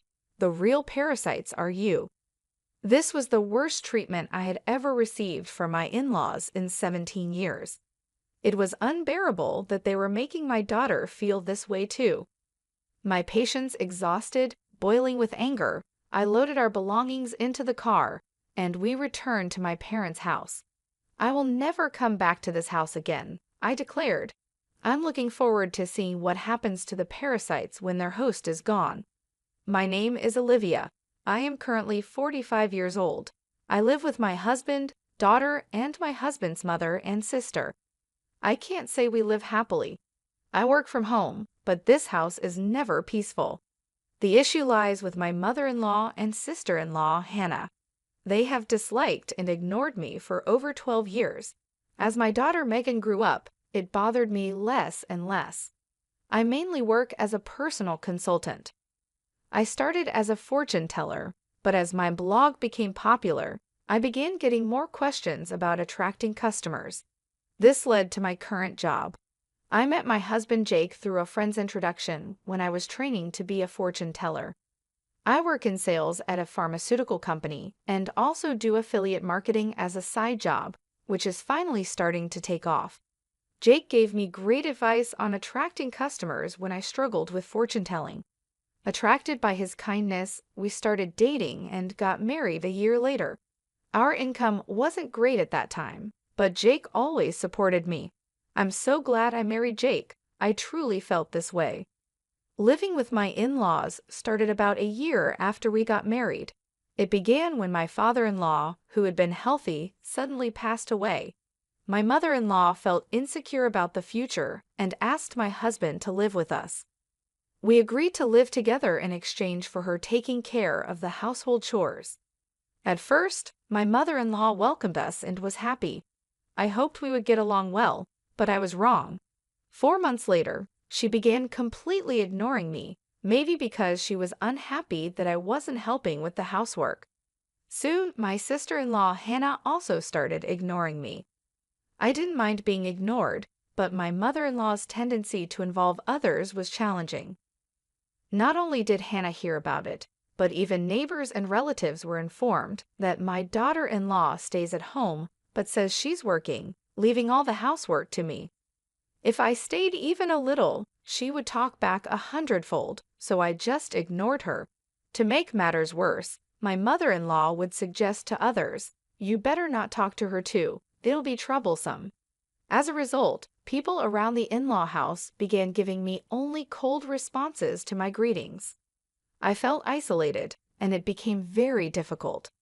Despite my pleas to stop spreading strange rumors, my words were completely ignored. Although my mother-in-law's attitude softened slightly when my daughter Megan was born 3 years after we started living together, her overall stance towards me hardly changed. However, she was very fond of Megan, and having her help with household chores and childcare was a huge relief as my work became busier. Around the same time, my husband Jake's side business started to struggle, and he seemed unable to adapt to changes in the affiliate marketing market. He approached me saying, "Olivia, can you increase your contribution to the monthly expenses a bit?" I agreed and mentioned that my consultations were increasing and my new methods were working well. Even though I was willing to help boost his sales, Jake insisted on handling it alone, saying, "I think I'll try it on my own. I'm really sorry." From the start of our marriage, we agreed that Jake would manage the household finances. At first, my income was low, so he allowed me to contribute more when my sales increased. I would transfer money to Jake based on my monthly earnings, and he would give me a fixed amount for living expenses in cash. Initially, I could only contribute $300, but now I could transfer up to $3,000, though not every month. I could contribute more if I dipped into savings. I knew Jake was struggling with his side business, but his pride kept him from asking for my help. He started spending more time at caves after work, coming home later and later. When Megan was about 5, Hannah got married and moved out. Since she lived nearby, she often brought her son Frank to our house during the day. When Frank turned 1, Hannah said she wanted to start a part-time job, and my mother-in-law happily offered to take care of him until the evening. Hannah was grateful, saying, "Thank you, I'm so happy." As my mother-in-law started caring for Frank at home, she became very fond of him and began being cold towards Megan. When they fought, my mother-in-law would scold Megan and compare her unfavorably to Frank. Over time, Megan started playing near me and began to dislike my mother-in-law's behavior. I spoke up, saying, "Talk to your mother. Megan and Frank are both her grandchildren. She should treat them the same." Megan is already a big sister in elementary school. However, my mother-in-law's focus shifted, and she approached me, saying, "Things are tough at the company right now. We might not get bonuses, so could you contribute a bit more?" Despite the challenges, my blog's client attraction was successful, and I started receiving more consultations as a consultant, earning far more than I did as a fortune teller. When Jake asked for additional financial support, I responded, "I'm already contributing $4,000 a month. Isn't that enough?" "Yeah, I'm embarrassed to say, but my salary has decreased, and the side business isn't going well." "Don't be secretive," I said. "We are a couple. We should support each other in tough times." "I'm really ashamed. Thank you." Later, the amount I contributed gradually increased, and eventually, I was transferring $5,000 a month to Jake. Still, not wanting to hurt his pride, I let Jake continue to manage the finances. When Megan was in 7th grade, Hannah came back home with Frank. It seems Hannah got divorced due to her infidelity, but I don't know the details. By this time, Megan could help around the house, so household chores were divided among each family member. Being ignored by my mother-in-law and Hannah continued, but it no longer bothered me. It's unfortunate that I couldn't give Megan her own room when she started middle school, as Hannah's return meant we ran out of rooms. One night, while discussing which tutoring school Megan should attend for middle school, Hannah suddenly said, "Hey, tutoring is expensive. Why doesn't Megan study by herself? Could you stop making such comments? I'm paying for the tutoring, so it's none of your business." "What? Olivia is paying? Impossible. You don't earn anything. Jake said he's supporting you. You're just a leech, aren't you? Haha, you married him because he has money, right? Exactly. Jake told me not to speak ill of Olivia, but that's just shameless. My mind was filled with questions. What does this mean? What has Jake been telling his mother and the others? Jake is the one supporting this house financially? It's about time we put an end to the parasite's lifestyle. I feel bad for Megan, but if we pay for her tutoring, we won't be able to pay my compensation. Not be able to pay? Are you saying our house is paying for your compensation, Hannah? Jake said he would pay for it. You should spend your money on Frank.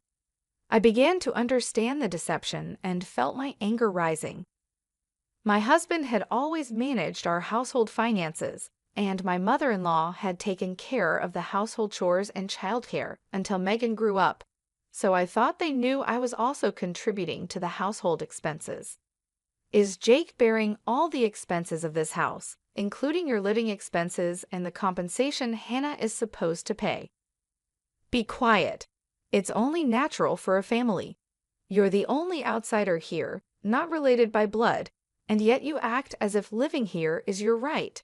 It really makes me angry. I contribute money too.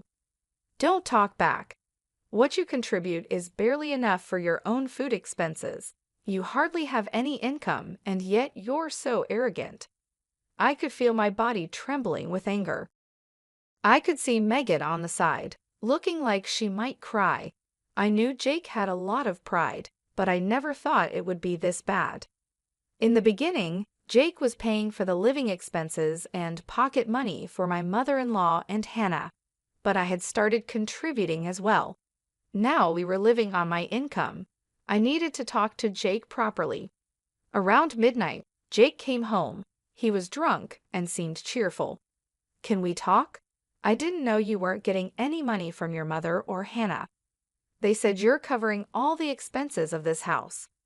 Oh, about that. My bad. It's a matter of pride as a man, you know. When we started living together, I was paying for everything. There wasn't a right moment to say you were also paying, and in front of the family, let me be the eldest son a little, please.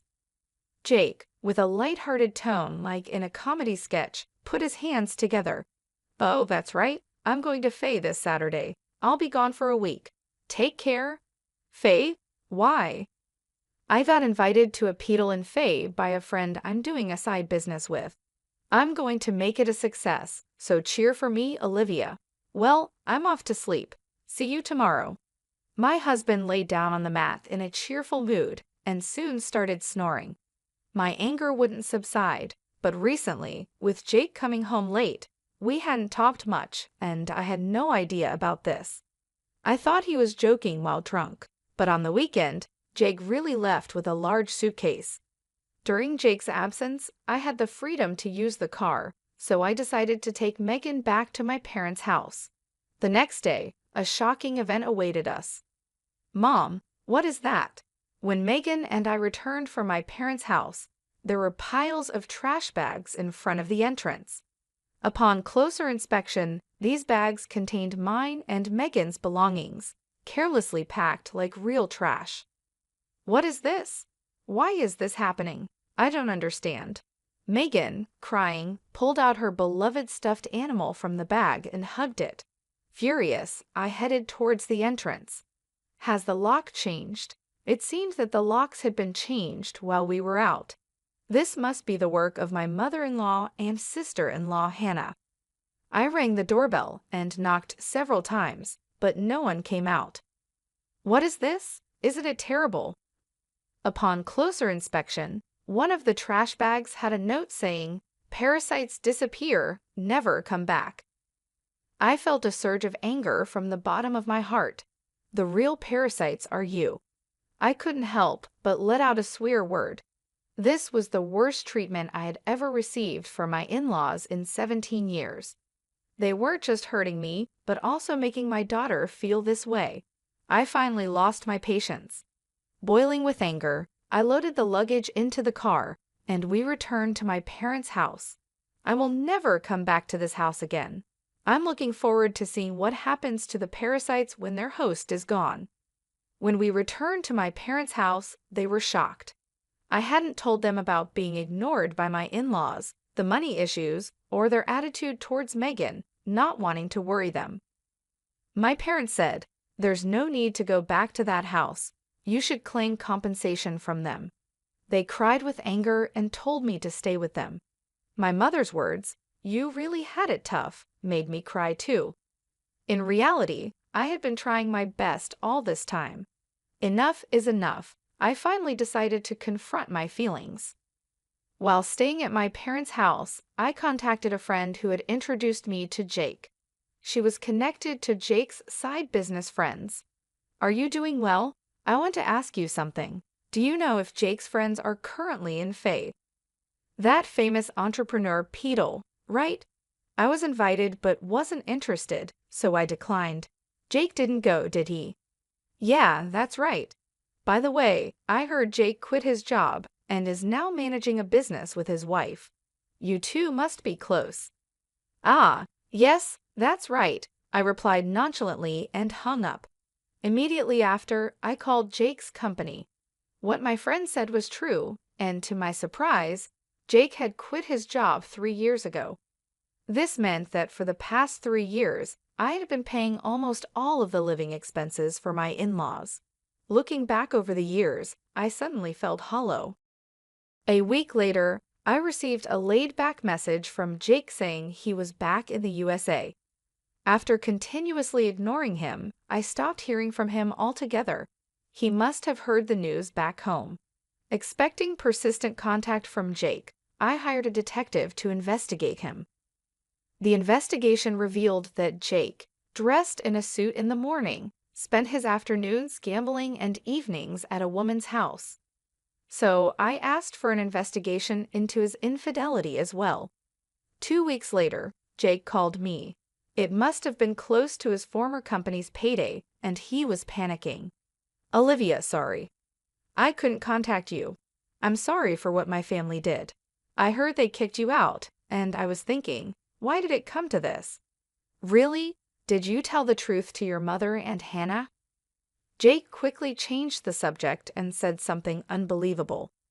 "Let's leave that house and live in a new home, just the three of us. I'll cut ties with those who disregard you, Olivia. I'm ready to abandon my mother and Hannah, so please come back." "Are you really cutting ties with your mother and Hannah?" I was disappointed in Jake and his self-centered actions. So I told him I'm coming back for now, so leave the door unlocked. Jake seemed delayed in responding to my message. A few days later, I returned to my in-laws' house with Megan. Jake, his mother, and Hannah were there, but Frank was nowhere to be seen. I was relieved that Frank didn't have to witness the adults' ugly arguments.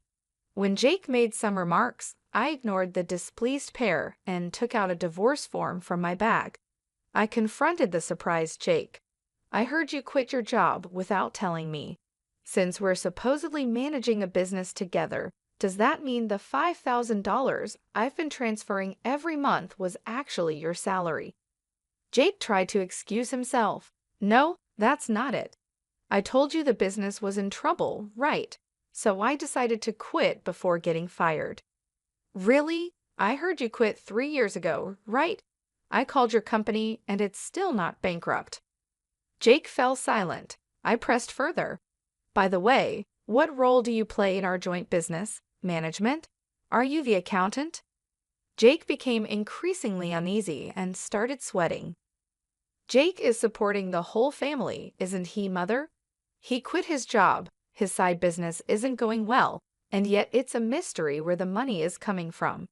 I'm leaving, but please continue to get financial support from Jake." My mother-in-law and Hannah's faces turned pale. "But the other day on the phone, you were crying and begging to save only yourself, saying you'd cut ties with your mother and sister." "Haha, but that won't happen. I'm also discarding Jake here." "What do you mean? I don't understand." "Jake hasn't been going to work. That's a lie. He leaves in a suit, and Olivia was supporting the household." "It's true. Olivia has been paying for everything for years." I'm unemployed now and not doing any side business. We're going to have a hard life because you kicked Olivia out. We could have had an easy life without working if you hadn't done anything unnecessary. What do you mean by that? You were planning to abandon us, weren't you? Jake's response made my mother-in-law and Hannah furious, and they started arguing. While they caused a commotion, Megan and I began to take action. I came to pick up some forgotten items.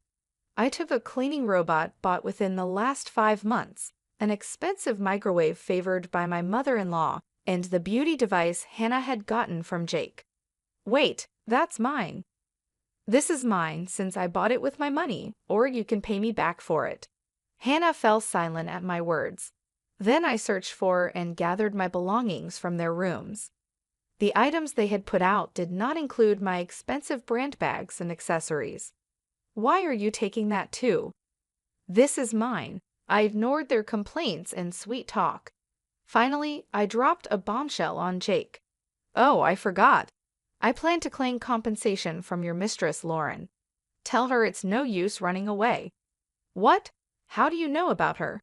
I know you went to Faye with Lauren recently. Good for you, right? Of course, I have all the evidence of the affair, so no escaping that. No way. You've been deceiving me and having fun for the past 3 years. I'll be claiming compensation for the affair, child support for Megan, and oh, you were secretly paying Hannah's compensation too. I'll be claiming that back as well. As I prepared to leave, my mother-in-law and Hannah desperately tried to stop me. I was wrong, Olivia. I'm sorry. We just believed what Jake said. We can't live without you. We'll do anything. Please help us. I can't pay you back for the compensation. I'm sorry too. I apologize for everything. You'll forgive us, right? I couldn't help but laugh at their foolish faces. They finally realized who had been supporting their lifestyle, realizing too late that their non-blood-related support was gone. Let's just ignore these people, Mom. Let's go home. Yes, that's right. Jake, you'll be hearing from the lawyer soon. Please take care of it. Leaving a dejected Jake behind, we returned home with the items we had collected. Later, my divorce with Jake was finalized, and I demanded compensation through a lawyer.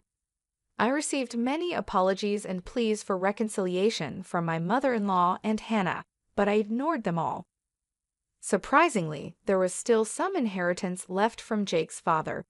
The fact that they had been living off my money without using their own made me angry again. However, the inheritance wasn't enough for the compensation, and ultimately they had to sell the house to make a lump sum payment. Naturally, this included the compensation I had been paying for Hannah. After selling the house, I don't know what became of Jake's family. I hope Jake can take care of his family, but ultimately he will choose his own path. I'd also claimed compensation from Jake's mistress, which led to an unexpected revelation. Through the lawyer, I informed her that Jake was unemployed and I had been supporting the family. Jake had deceived her, claiming he was an entrepreneur with a successful business. They broke up after an argument. Megan and I moved to an apartment, and I was able to give her the room she had longed for. I don't think my 17 years were wasted, but sometimes I wonder if I should have made a decision when I started being ignored.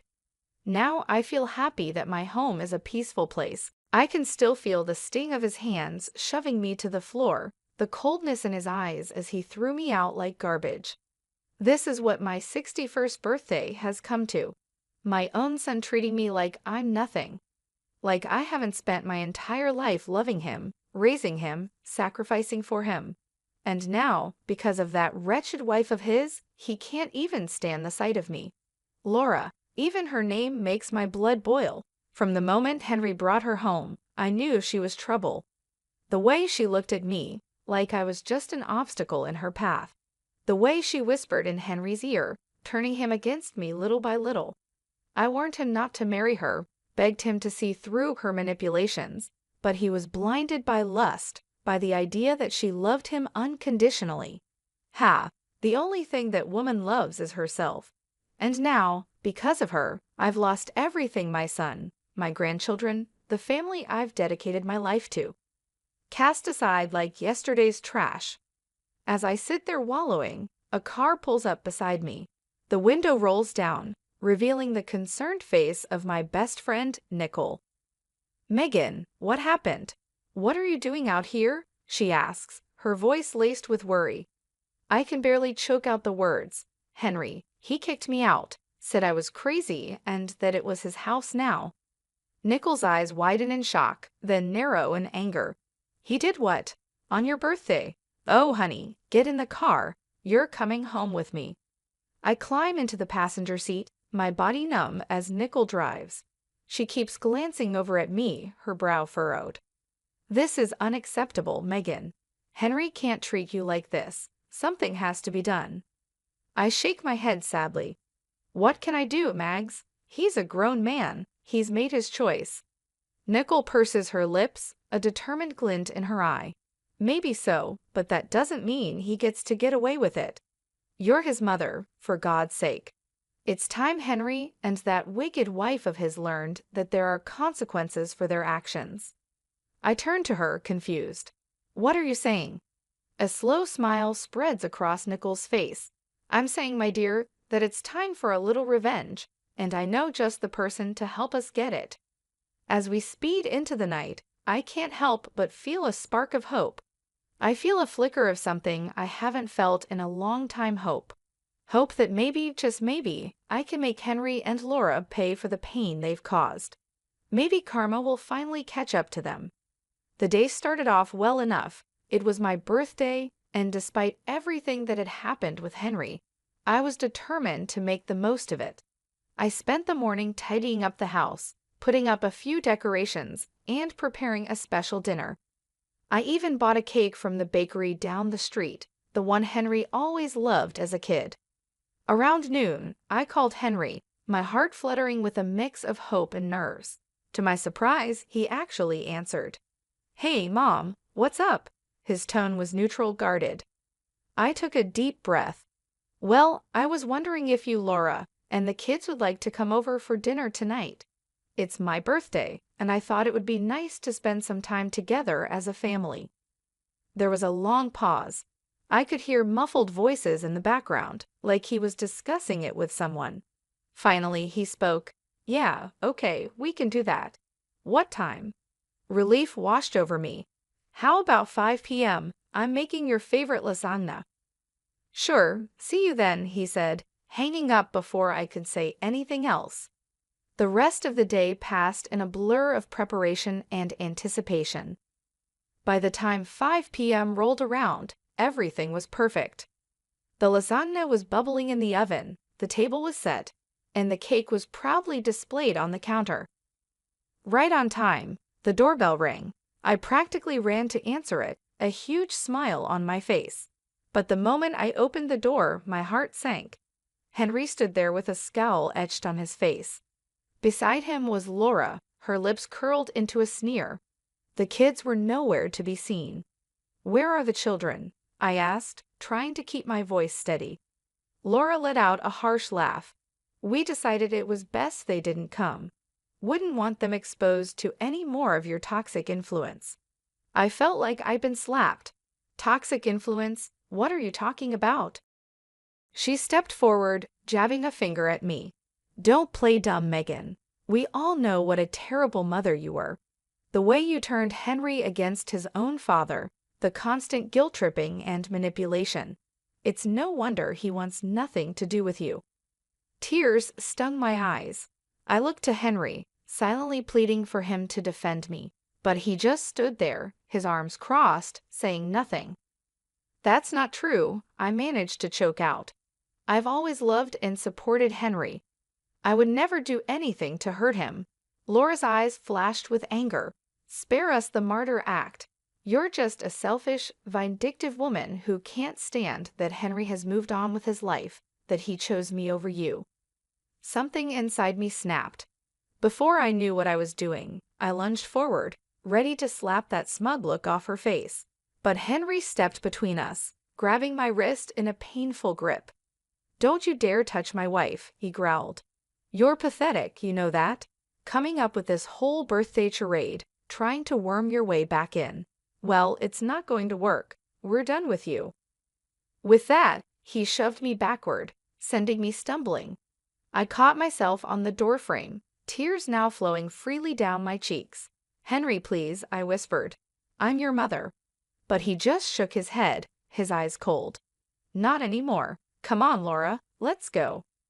I watched helplessly as they turned and walked away, slamming the door behind them. The sound echoed through the empty house, a brutal finality to it. And there I stood, alone on my birthday, my heart shattered into a million pieces. I don't know how long I stood there, frozen in the aftermath of Henry and Laura's cruelty. Minutes, hours, it all blurred together. The pain in my chest was unlike anything I'd ever felt before, a deep aching void that threatened to swallow me whole. Eventually, I managed to close the door, my hands shaking. I stumbled to the couch, collapsing onto the cushions as sobs racked my body. How could he do this to me? My own son treating me like I was nothing, like I hadn't spent my entire life loving and caring for him. The sound of my phone ringing jolted me out of my despair. I glanced at the screen, seeing Nicole's name. For a moment, I considered ignoring it, not wanting to burden her with my problems. But the thought of facing this alone was too much to bear. I answered, my voice thick with tears. "Hello. Megan, what's wrong? Did something happen with Henry?" The concern in her voice was my undoing. I broke down, the whole sordid story spilling out between gasps and sobs. Nicole listened patiently, offering words of comfort and support. "That's it," she said firmly when I finished. "This has gone too far. Henry and Laura can't keep treating you like this. It's time for them to face some consequences." I sniffled, wiping my eyes. "What do you mean?" "I mean it's time for a little payback. They think they can just walk all over you, but they've got another thing coming. You're a strong woman, Megan. It's time to start acting like it." Her words ignited a spark within me, a flicker of anger amidst the pain. She was right. I couldn't just sit here and wallow. I needed to do something to take back control. "Okay," I said, my voice steadier now. "What do you have in mind?" I could practically hear Nicole's grin through the phone. "Meet me at the diner in an hour. I've got someone I want you to meet. Trust me, he's going to be a big help." An hour later, I was sitting across from Nicole in a booth at the local diner. She had a mischievous glint in her eye as she sipped her coffee. "So who is this mystery person?" I asked, curiosity getting the better of me. As if on cue, the bell above the door jingled. Nicole waved at someone behind me. "There he is now." I turned, my eyes widening as a tall, broad-shouldered man approached our table. He had a rugged, no-nonsense look about him, like someone who had seen his fair share of trouble. "Megan, meet my brother Jack," Nicole said, gesturing for him to sit. "He's a private investigator." Jack nodded at me, his gaze assessing. "Nicole filled me in on your situation. I'm sorry to hear about what your son and his wife did. That's rough." I shrugged, trying to appear nonchalant even as the pain twisted in my gut. "It is what it is, but Nicole seems to think you can help." He leaned forward, his elbows on the table. "I can. In my line of work, I've learned that everyone has secrets, skeletons in their closet. And from what Nicole's told me, I'm betting your daughter-in-law has more than a few." A tingle of anticipation ran down my spine. "What are you saying?" Jack smiled, slow and dangerous. "I'm saying, let me dig into Laura's past. If there's dirt to be found, I'll find it. And once we have that ammunition, well, let's just say karma has a way of coming back around." I sat back, my mind reeling with the possibilities. Could this really work? Could I finally make Henry and Laura pay for what they'd done? Looking into Jack's confident eyes, I made my decision. "I'm in. Let's do this." He nodded, satisfied. "Excellent. Give me a week. I'll be in touch," he said as he stood to leave. I felt a new sense of purpose and determination. They thought they could break me, but they were wrong. It was time for revenge. The week crawled by, each day feeling like an eternity of waiting and wondering. I tried to keep myself busy, throwing myself into cleaning the house, running errands, anything to distract myself from the constant churning of my thoughts. What would Jack find? Would it be enough to bring Henry and Laura down?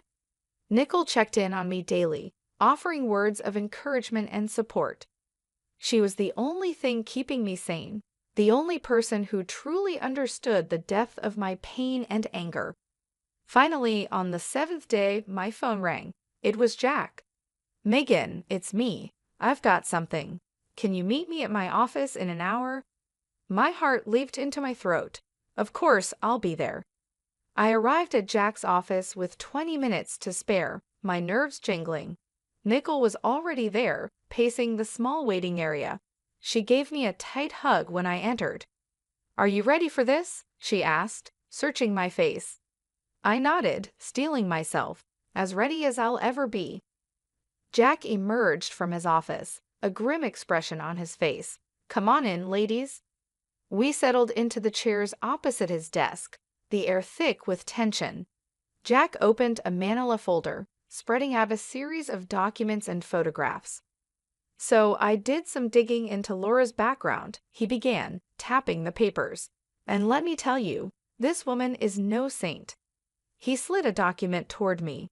"First off, she has a criminal record embezzlement from her previous job. She managed to avoid jail time, but it wasn't pretty." I stared at the paper, a mugshot of Laura staring back at me. She looked younger, but those cold eyes were unmistakable. "But that's not all," Jack continued, his voice grave. "I also found out that she's a person of interest in the death of her ex-boyfriend." Nicole gasped. I felt like I'd been punched in the gut. "What do you mean?" I managed to ask, my voice shaking. Jack handed me a newspaper clipping. 3 years ago, her ex was found dead under mysterious circumstances. The police suspected foul play, but they could never prove anything. Laura was the last person to see him alive. I scanned the article, my eyes catching on phrases like suspicious death and ongoing investigation. My mind reeled, trying to reconcile this information with the woman my son had married. "So what does this mean?" Nicole asked, voicing the question in my mind. "It means," Jack said, "that we have the ammunition we need. We can use this information to confront Laura and Henry. They need to know that we're not backing down." Jack leaned back in his chair, his fingers steepled. "It means we have leverage.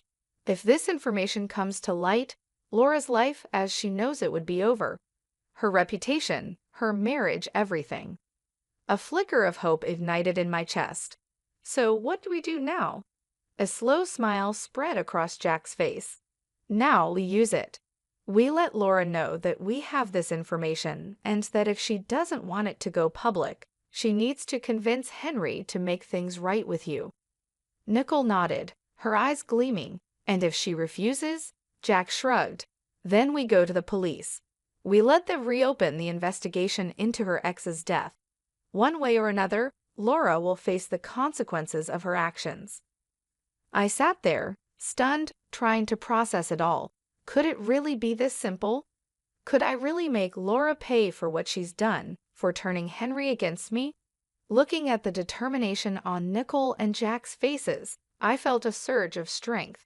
They believed in me, believed that I deserved justice, and for the first time since that awful birthday, I believed it too. "Let's do it," I said, my voice steady. "Let's make them pay." Jack grinned, a predatory gleam in his eye. "Excellent. Give me a day to put everything in motion. By this time tomorrow, Laura won't know what hit her." As we left the office, Nicole squeezed my hand. "You're doing the right thing, Megan. Don't ever doubt that." I squeezed back, feeling a sense of purpose and righteous anger. They had picked the wrong woman to mess with. It was time for Laura to learn that lesson the hard way. True to his word, Jack called me the next day. "It's done," he said, a note of satisfaction in his voice. "I've sent all the information to Laura, along with a message letting her know that if she doesn't want it to go public, she needs to convince Henry to make amends with you." I felt a thrill of anticipation mixed with nervousness. "Do you think it will work?" Only one way to find out. But trust me, with the dirt we have on her, she'd be crazy not to comply.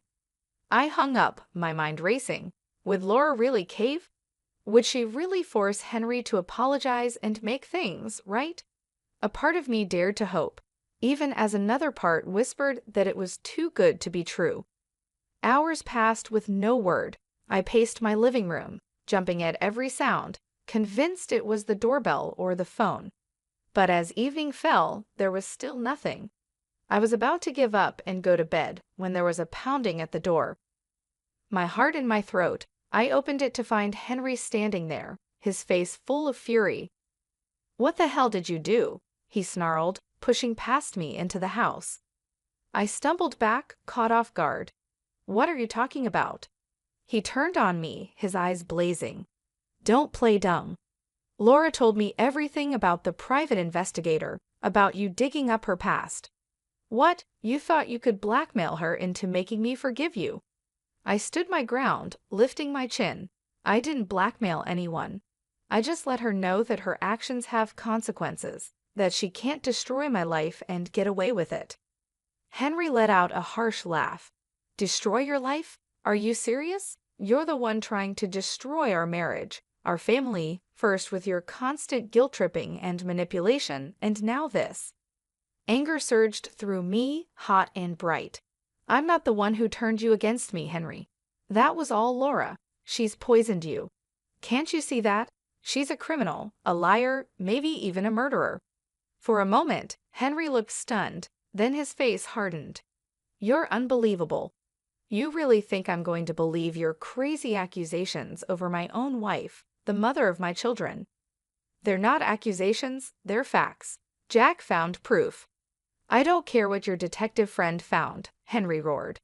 "Laura is my wife, and I trust her. I love her, and nothing you say or do is going to change that." Tears stung my eyes, blurring my vision.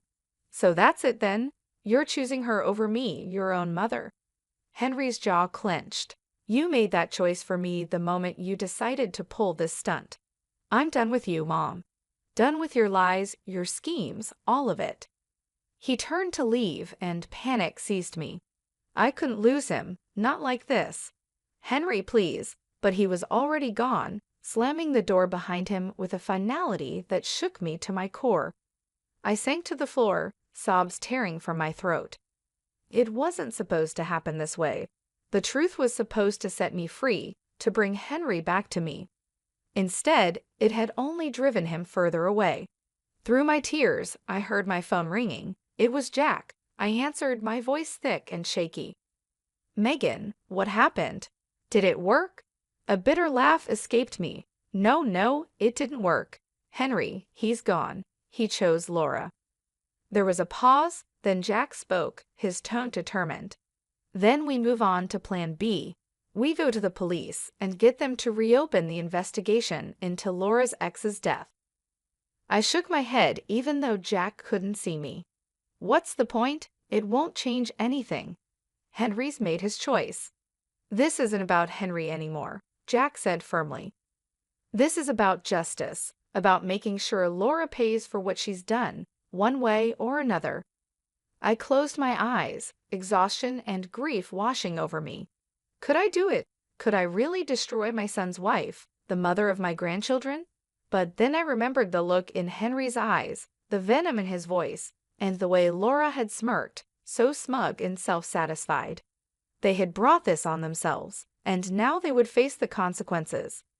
"Okay," I whispered, a new resolve hardening in my chest. "Let's do it. Let's make her pay." The next few days were a blur of activity. Jack and I gathered all the evidence he had collected, organizing it into a neat package to present to the police. Nickel was a constant presence, offering support and encouragement when my resolve wavered. Finally, the day arrived. We walked into the police station, heads held high, ready to blow the lid off Laura's sordid past. The detective listened intently as we laid out our case, his brow furrowing as he examined the documents and photographs. When we finished, he sat back with a grim expression on his face. "This is serious stuff," he said, tapping the file. If what you're saying is true, we have grounds to reopen the investigation into Miss Wilson's ex-boyfriend's death. I felt a surge of vindication. It is true, every word of it. The detective nodded. All right then, leave this with me. I'll get the ball rolling. We left the station with a sense of anticipation thrumming through me. It was really happening. Laura was finally going to face the music. 3 days later, I received a call from Jack. Turn on the news, he said, a note of triumph in his voice. I did as he said, my heart pounding as the anchor's face filled the screen.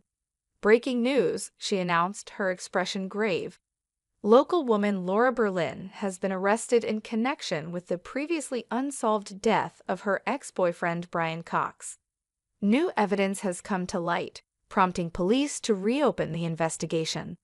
I watched, transfixed, as they showed footage of Laura being led out of her and Henry's house in handcuffs, her face a mask of shock and anger. Henry followed behind, looking stunned and lost. A fierce satisfaction burned in my chest. She was finally getting what she deserved. But my joy was short-lived. The news report went on to describe how Henry had to use their savings to post Laura's bail and hire a lawyer. It was a financial blow, one that would undoubtedly put a strain on their marriage. I should have felt guilty knowing that I had played a part in their hardship, but all I could think was that it served them right. They had brought this on themselves with their cruelty and lies. Over the next few weeks, I watched from afar as the drama unfolded. Laura's arrest made headlines, and the public was ruthless. People speculated about her involvement in her ex's death and what other secrets she might be hiding.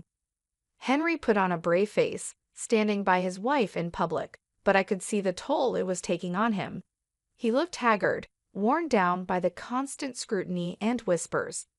Part of me wanted to reach out, to offer comfort and support, but I hardened my heart. I reminded myself of how he had cast me aside, the vicious words he had hurled at me. He had made his bed, and now he would lie in it.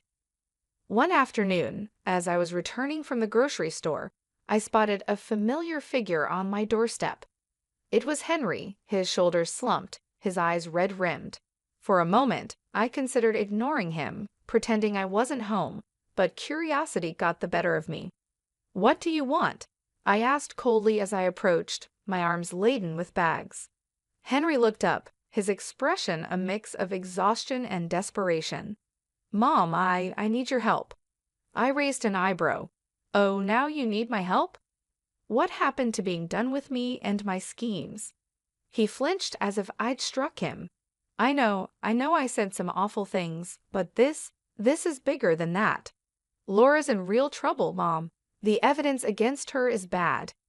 A flicker of unease passed through me. "What are you saying?" Henry's voice broke.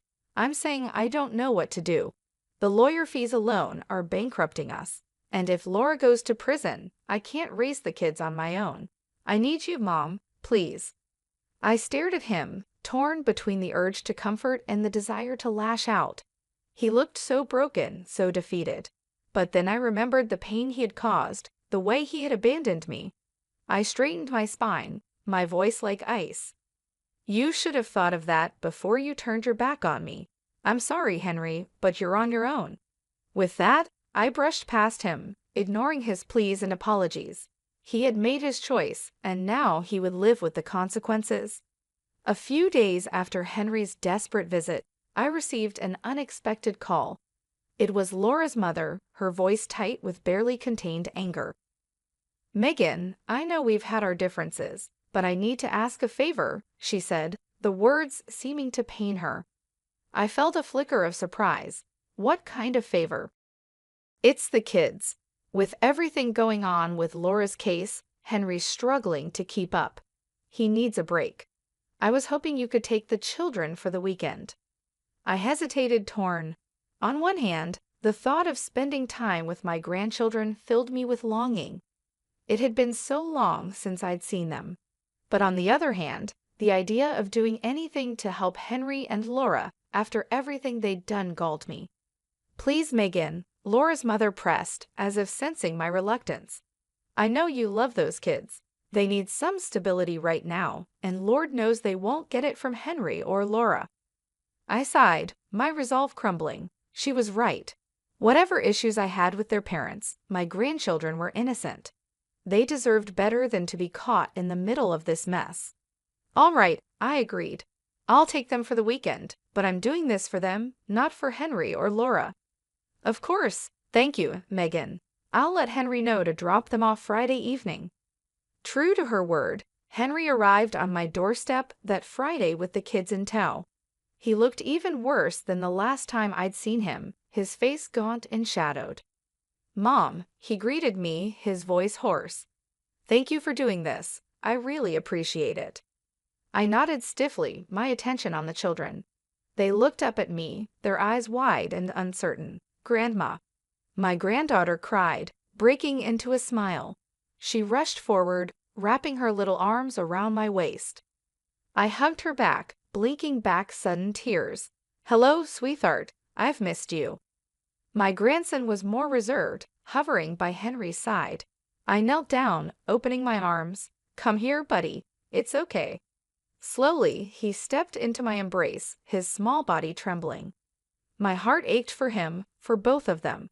Henry cleared his throat. "I'll pick them up Sunday evening. If anything comes up, just give me a call."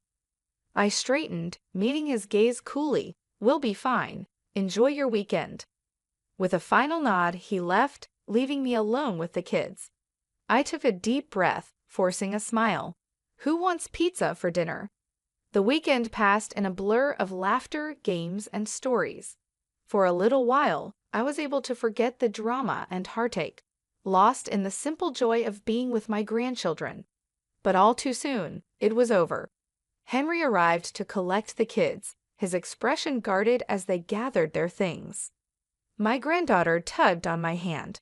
"Grandma, can we come stay with you again soon? We had so much fun." I smiled, smoothing her hair. "Of course, honey, anytime you want." Henry's jaw tightened. "We should get going. Say goodbye, kids." They hugged me tightly, their little faces sad. I watched as they climbed into Henry's car, my heart heavy. As he prepared to leave, Henry paused and turned back to me. "Listen, Mom, about what they said. I don't want you getting any ideas. This was a one-time thing." I bristled, anger sparking. "Excuse me? You think I'm trying to turn them against you?" "Wouldn't be the first time," he muttered. I saw red. "How dare you? I have done nothing but love and support those children, which is more than I can say for you and Laura.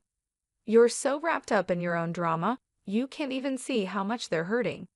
Henry's face flushed. "You have no idea what we're going through. No idea the stress, the pressure." "And whose fault is that?" I cut him off. "You chose this, Henry. You chose Laura and all the chaos that comes with her.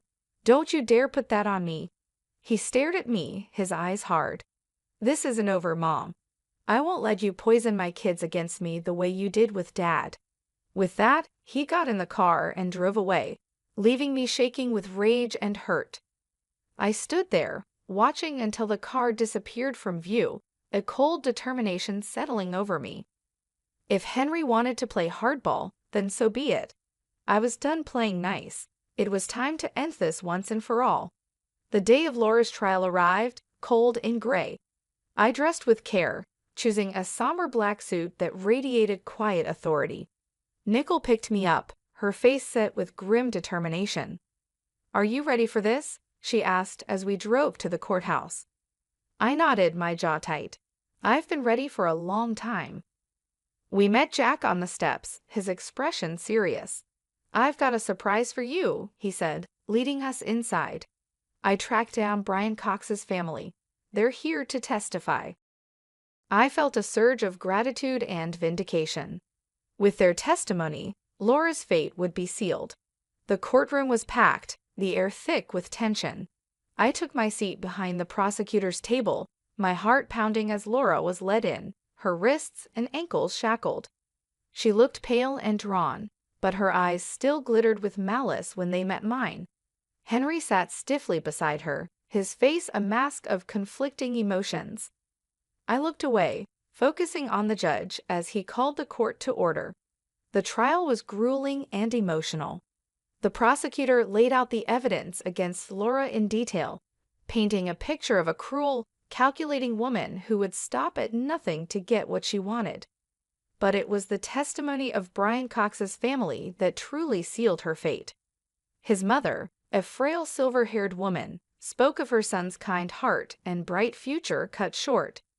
His sister wept as she recounted Laura's controlling and abusive behavior, how she had isolated Brian from his loved ones. Through it all, Laura sat stone-faced, her eyes cold and empty. Henry grew more and more agitated, his knee bouncing and his hands clenched into fists. Finally, it was time for the verdict. The jury filed back in, their faces somber. The foreman stood, clearing his throat. In the matter of the state versus Laura Berlin, on the charge of murder in the first degree, we find the defendant guilty. The courtroom erupted in gasps and murmurs. Laura's face drained of color, her mouth falling open in shock. Henry leaped to his feet, his chair clattering to the floor. "No," he shouted, his voice raw with anguish. "No, this is wrong. She's innocent." The judge banged his gavel, calling for order. "Mr. Wilson, control yourself, or I will have you removed from this courtroom." Henry subsided, collapsing back into his seat, his head in his hands. Laura turned to him, her expression desperate. "Henry, do something. You can't let them do this to me." But Henry wouldn't look at her, his shoulders shaking with silent sobs. The bailiff stepped forward, preparing to lead Laura away. I watched, a strange mix of emotions swirling within me. Triumph, yes, but also a hollow sort of sadness. It had come to this, my own son broken and humiliated, his life in ruins. As Laura was escorted out, she turned back, her eyes locking with mine. In that moment, I saw the depth of her hatred, the venom in her soul. "This isn't over," she hissed, her voice low and deadly. "I'll make you pay for this, I swear it." I met her gaze steadily, unflinching. "You've already paid, Laura. You made your choices, and now you'll face the consequences. Goodbye." With that, I turned and walked out, my head held high. It was over. Justice had been served.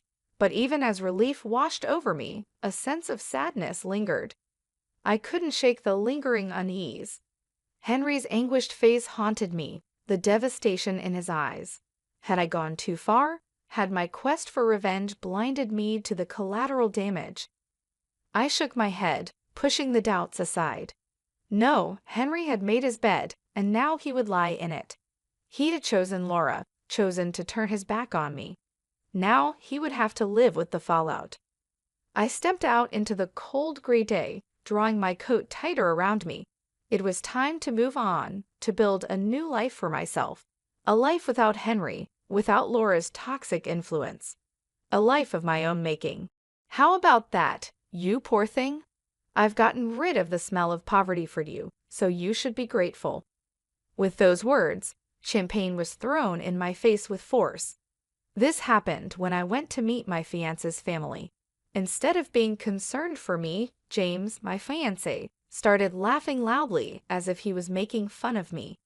I quickly realized that all the effort I put into styling my hair and choosing my clothes was wasted. In the end, all I felt was emptiness. That's why I decided to end our contract with your company. When they heard my decision, Lauren, James's mother, who threw the champagne, and James himself were both shocked. They didn't seem to understand what was happening. Suddenly, James's father, President Walker, appeared. "Mr. Walker, you mentioned before that you plan to retire soon and pass your responsibilities to your son. In this situation, it's fair to reconsider how much my company can trust a future business leader. There might have been an intention to keep our relationship through your son marrying me, but unfortunately, it has backfired."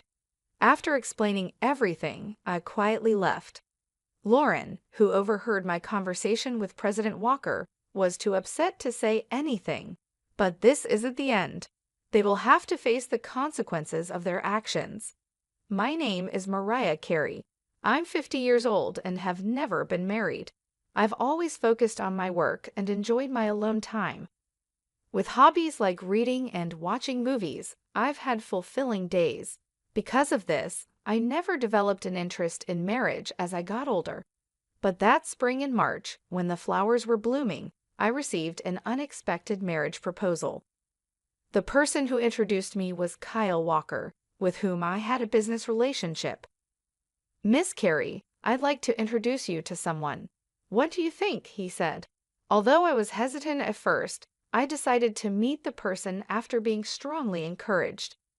That person was James, who was the same age as me and the son of President Walker. He's the youngest son with several older sisters. He's come close to marriage a few times before, but has remained single. I had one request before our first meeting, but James was a polite and kind person, and I immediately liked him. I started thinking that maybe marrying him wouldn't be such a bad idea, so I suggested that we start dating. Both President Walker and James were happy with this idea, and everything seemed to be going well. But I never imagined that this decision would lead to an unexpected situation later on. 2 weeks into our relationship, during our third date, James smiled and said, "We're already like a couple, aren't we?" Unlike before, James was wearing a casual jacket and looked relaxed and youthful. I had also switched from dressing up to wearing casual pants. Even though we were both older, our feelings at that moment felt as fresh as those of young people. However, as the date went on, I started noticing something strange about James's behavior. He often made comments that felt a bit insulting. For example, he took me to a slightly upscale restaurant and proudly said, "You don't usually get to come to a place like this, right? This must be special for you." I could only respond with a vague smile. In reality, this restaurant was one of my favorites, and I had just visited it with a friend 6 days ago. But I didn't want to embarrass him, so I didn't tell him the truth. A waiter I knew noticed my signal and played along, pretending not to recognize me. While we were sitting, I noticed the watch on James's wrist. It wasn't the best watch out there, but it was nice. I complimented him, saying, "That's a different watch from before. The color is lovely, and it suits you." Embarrassed, James took off the watch to show it to me, thinking I was really interested. Since I wasn't that interested in men's watches, I just looked at it briefly and gave it back. But he seemed to insist on giving it to me again, saying, "Feel free to take a closer look. It's not every day you see something this fancy, right? Don't be shy." My reaction wasn't just out of politeness, I simply wasn't that interested in the watch. Though I agreed to take a closer look when he insisted, I felt a bit confused. To me, a watch is just an accessory, and I think checking the time on a smartphone is enough. I had mentioned his watch casually, just like I might compliment a friend's new decorative item. Many of the older people I work with wear similar watches, so I actually see them quite often. "Thank you for showing it to me," I said. "It's nice to have something you like." James then slightly pouted and subtly started looking at my belongings. What caught his attention was a bag that I'm really fond of. This bag was specially made for me at a workshop I love, reflecting the craftsman's skill and my personal taste.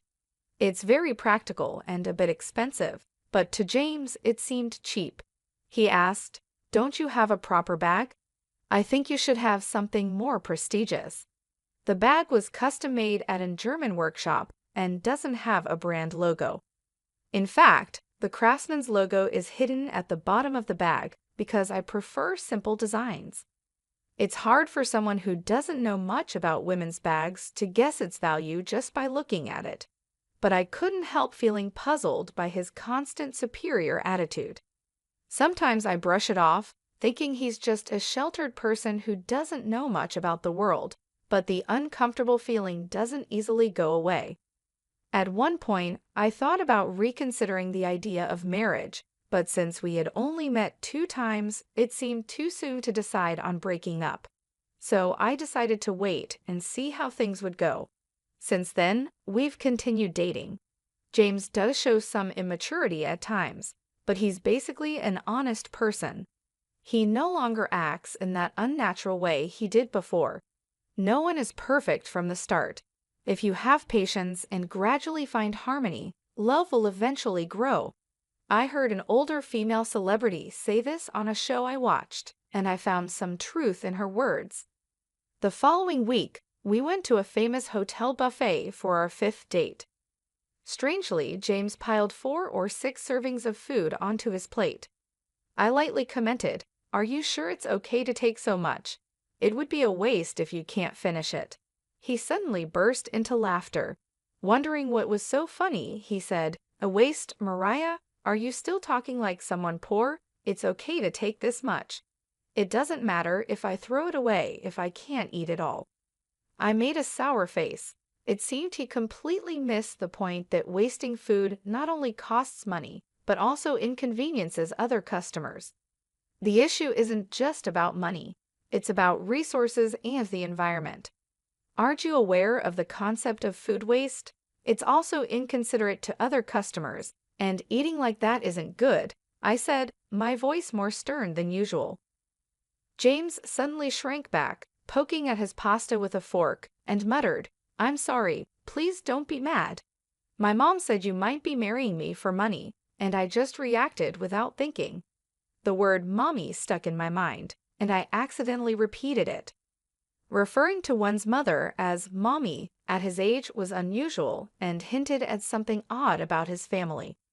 As the date was ending, with this uncomfortable feeling in my mind, James drove me home.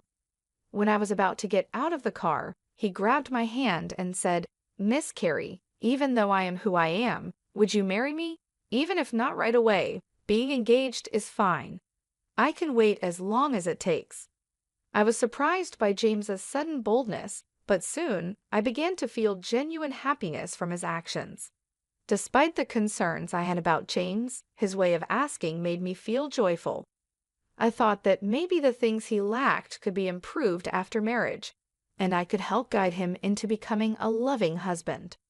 5 months had passed since we first met, and I felt it was the right time to move forward. Let's grow together by supporting each other. We both have flaws and differences, so let's talk a lot and work them out, I said with teary eyes, moved by emotion. However, the moment I agreed to the proposal, James showed troubling behavior again. He said with a smile, "Let's start preparing for married life. First, you should quit your job, take care of the home, and learn housework from my mom." My joy vanished, replaced by rising anger. I responded more strongly than usual. "Don't be so presumptuous. If that's your attitude, then marriage is out of the question. Goodbye." James was silent, stunned. In that moment, I got out of the car and went straight into my house. Even though I decided to distance myself, I reluctantly agreed to meet James after he sent me a message over the weekend, insisting on seeing me. The weekend came quickly, and when the day arrived, James was already waiting at our meeting spot. As I approached, James stood up quickly and apologized deeply. "I'm really sorry about last time. My friends told me to be firm, and I took it too seriously. They even scolded me for thinking it was okay to act like that," James said, his energy low, which started to melt away my anger. Not long ago, I felt like getting upset with him, but I eventually made peace with it. It's a bit disappointing, but James is dear to me. He's very straightforward, and sometimes it's hard for him to tell the difference between a joke and something serious. He's easily influenced and a bit indecisive, but I reminded myself that no one is perfect from the start. Make sure you keep this in mind. "We're getting engaged, after all," I said with a small smile. Hearing this, James looked up suddenly and brightened right away. After a month of a somewhat turbulent engagement period, it was finally time to meet each other's families and announce our marriage. The first visit was to James's family home. Although I had known President Walker for a long time, it was strictly professional, and this was my first time visiting his home, which made me nervous. James was his usual gentle and lovely self, but he seemed a bit off that morning. I thought maybe he was just nervous, but that wasn't the case. About my mom, he started, and I braced myself, thinking about the usual worries between a daughter-in-law and mother-in-law. But I trusted his mother, known to be a hard-working woman and the kind-hearted wife of President Walker. I hoped that if I spoke sincerely, she would understand me, but I was wrong. The moment I stepped into the room to greet them, liquid splashed onto my face. My eyes started to sting badly, and a strong irritation hit my nose, making me cough violently. I immediately panicked. "How about that, you poor thing? I got rid of the poor smell for you, so be thankful," I heard a mocking voice say. I was shocked by the bitter taste, smell, and heat. I realized the liquid in my mouth was champagne, but I couldn't understand why I was being treated like this. "Lauren, what are you doing?" President Walker exclaimed in shock. The situation became clear. James's mother, Lauren, who was supposed to be my future mother-in-law, had thrown champagne in my face. It seemed the mocking voice was also Lauren's. I remembered how James had looked down on me as poor before and realized that this attitude might have come from Lauren. "What's the matter, Mariah? You're all wet. Funny, isn't it? Though, Mommy, that's just like you." James laughed loudly. At that moment, I realized that everything I had done up to this point was for nothing. I felt nothing but emptiness in my heart. "I will therefore terminate our contract with your company," I said. "What?" James and Lauren both exclaimed in surprise. They quickly looked at each other and seemed to whisper about something, maybe our business dealings or something else. But as far as I was concerned, I was no longer involved. I was just an outsider. I could only guess what they were discussing at that moment. One person who stayed silent was President Walker, who looked pale and wide-eyed. I turned to him, thanked him, and began to speak. "First of all, President Walker, I want to thank you for your cooperation so far. It must be because of the condition we agreed on that nothing like this has happened before." When I turned to speak to Lauren and James, Lauren looked at President Walker with a doubtful expression and then stared at me sternly. Meanwhile, James watched Lauren's reaction while glancing at me. I continued quietly, knowing that what I was about to say might surprise them, but I hoped they would listen carefully. One condition of accepting this matchmaking was that I would not reveal I am the president of a company until the marriage was decided. I didn't want my title to interfere. My connection with President Walker came from significant business transactions I built over the years while focusing on my work. I took out my business card, which naturally listed my company name and position.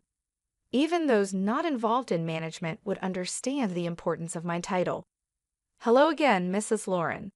Thank you for all your help so far. This is my position. I've been working with your husband's company for over 12 years, and right now, my company is probably your biggest client. I wonder what percentage of your company's sales we represent." When I handed over my business card, James turned pale with surprise. He worked in his father's company, so seeing my company name should have made it clear who I was. To President Walker, I was not just any business owner, I was the owner of one of his most important business partners. That's why I wanted my profession hidden at first, to truly see James's character when choosing a lifelong partner. I wanted to see the real person, not just a superficial act. I couldn't risk a fake attitude because it could affect the future of a parent's company. So I was introduced as just someone who met James through work. I even wore fake glasses and changed my makeup and hairstyle for our dates. Looking back, the disguise was just a temporary amusement and, in the end, a waste of time. "I'm sorry, President Walker, but I have to decline this proposal. This isn't just about marriage. We also need to pause our transactions to reassess the situation," I said, then sat down to face President Walker. Afterward, I calmly explained the situation. President Walker turned even paler when he heard my words and stuttered. "The transactions are affected? That can't be right." But his reaction seemed forced. I shook my head firmly, showing that my decision was final. But I wanted him to understand that my decision was not based on a fleeting emotion. I continued speaking calmly. President Walker, you mentioned before that you plan to retire soon and hand over your responsibilities to your son. In this situation, it's important to reconsider how reliable a future business partner can be. It seems there was an intention to keep our business relationship strong by having your son marry me, but unfortunately, that plan has backfired. Right after graduating from university, I started my own company with some friends. Over 22 years have passed since then, and I've been leading the business as its president the entire time. As I've mentioned several times, I've built a strong relationship with President Walker's company for more than a decade. My company, managed with a female perspective, has been recognized for its unique approach and has grown significantly recently. As a result, our business with President Walker's company has also increased. However, there have been internal discussions lately about whether we should switch to new business partners. Amidst this situation, the sudden proposal of an arranged marriage came up. Considering the timing, President Walker might have sensed some changes happening in our company. This wasn't exactly a secret. After realizing who I was, Lauren and James were clearly disturbed.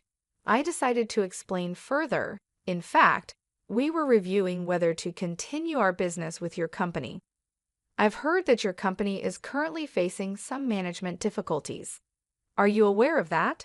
Since contracts with other partners are ending, this information is crucial. Lauren, shocked, asked, "What does that mean?" while frantically shaking President Walker's arm. President Walker wiped his sweat. Looking anxious, it seemed that the company's issues hadn't been discussed within the family. James's confused glances between me and President Walker caught my attention. Despite being an insider, James seemed unaware of his own company's current situation. While thinking about this puzzling situation, I continued, "Given this, President Walker strongly suggested that I meet with you, James, leading us to this point. Perhaps you considered this marriage proposal to stabilize your company. It seems you wanted to maintain our business relationship at all costs." Lauren was visibly shaken, her hands trembling, and her lips quivering as she listened. I explained that President Walker's company is indeed struggling with management issues. Lauren may have looked down on me earlier, but her company is dealing with much bigger problems. Once known for quality and speed, President Walker's products have been overtaken by competitors' technology and no longer stand out. Additionally, the development and manufacturing processes are inefficient, cost reduction efforts have failed, and the products have become too expensive. Moreover, the company places too much pressure on employees by modern labor standards, leading to shorter delivery times and further damaging the company's reputation. Working with a low-rated company like this can harm the reputation of its business partners as well. Even a company with a long history can struggle when it has outdated structures and a high turnover rate among young employees. As a result, President Walker's company's market share has been decreasing, and its performance continues to decline. In this situation, it was natural for us to look into working with other, more stable companies. Lauren, outraged, shouted, "How dare you threaten to cut off business based on personal feelings? What a despicable act! Are you blackmailing us? This is the worst. Don't think such behavior is acceptable." She seemed to forget that her actions were the cause of this situation.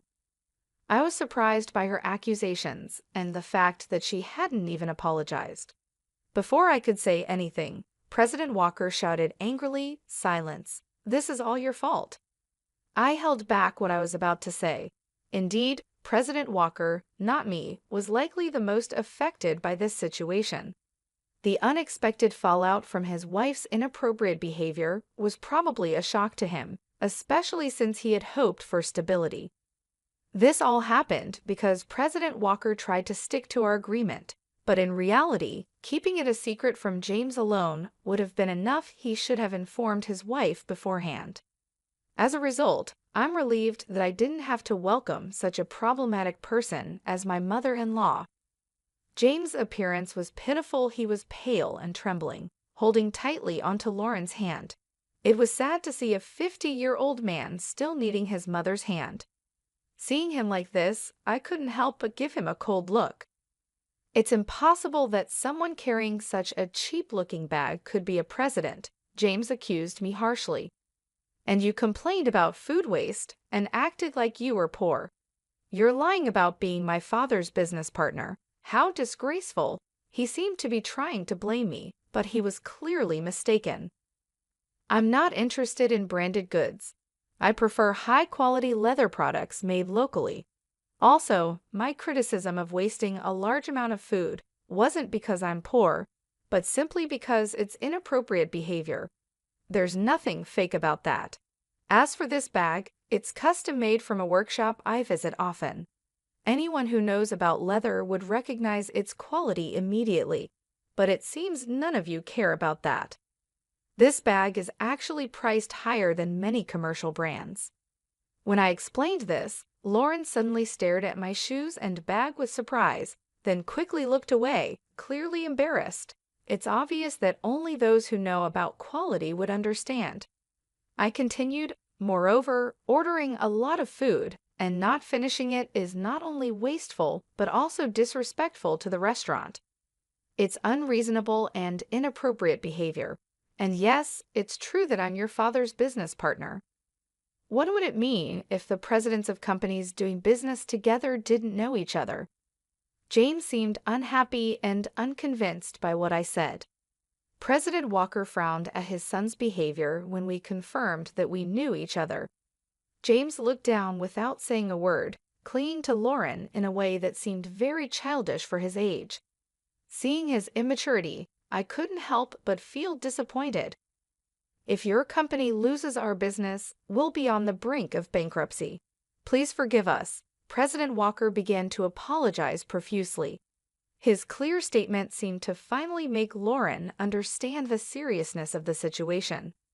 Realizing the impact of his actions, James turned pale and started trembling, saying, "Mommy," with tears in his eyes, clinging to Lauren. But Lauren couldn't respond. Watching this scene, I let out a deep sigh of relief. I deeply regretted ever thinking about sharing my life with someone like James. I had thought that because he was honest, I could help him improve and make things better, but now that seems like a naive thought. I'm so sorry. President Walker kept apologizing over and over without actually offering any solutions or ways to address the situation. This could easily lead to us cutting ties on an emotional level. Therefore, I had to make specific comments about the engagement. Let's talk about our engagement. I cannot consider marrying someone whose mother behaves so rudely. Moreover, he didn't even try to stop his mother and instead laughed along with her. I hope you understand why the engagement should be called off. President Walker listened, nodding in agreement. I continued, "Thank you for understanding. Until yesterday, I believed in James's potential to improve, so I moved forward with the engagement. But now, I feel relieved that our relationship has ended." I gave specific examples of James's behavior, like how he often quoted his mother's opinions, saying, "Mommy said so," and how he still called her Mommy, even though he's almost 52 years old. He frequently used his mother's opinions as an excuse to justify his improper behavior. However, as soon as I'd pointed out these issues, he would quickly become discouraged, showing his weakness. There were countless examples of this behavior. President Walker was shocked, his mouth open in disbelief, and Lauren looked embarrassed. However, James didn't seem to understand what was wrong with his actions. When I asked if there was any fault on my part in calling off the engagement, President Walker shook his head slightly, looking pitiful. I paused to calm myself and took a deep breath. I will divorce my wife. James will also have to move out with her. The company's operations will be taken over by competent staff, so please don't abandon us. Help us, President Walker suddenly declared, clearly anxious after seeing me take a deep breath. What? That's not possible. I can't manage my life without this marriage. Lauren cried out in shock. After that, both James and Lauren raised their voices at President Walker, saying, "Why didn't you tell us beforehand? I'm innocent. Why am I being kicked out? The problem is only with Mommy. I'm not involved." Their protests filled the room, and I finally let out a real sigh, fed up with everything. "Well, as you wish. Thank you for your time. I will take my leave now," I said to President Walker and quickly left. I needed to go home and take my high-quality clothes to the dry cleaners right away. Otherwise, the champagne stains would set and ruin them. James stopped protesting and wept, seemingly accepting the situation. Lauren tried to argue, but President Walker silenced her with a stern reprimand. However, she still seemed to grit her teeth in dissatisfaction, looking more determined than her son. 6 months after the unpleasant incident with the Walker family, as predicted, President Walker resigned from his position. It wasn't just a retirement. It was a resignation, taking responsibility for the company's poor performance. The main reason for the decline was the termination of the contract with my company. A former employee who took over as the new president conducted a full review of the operations. Moving away from family management was well received, and external evaluations of the company improved. He took the initiative to develop new products, and the results were starting to show.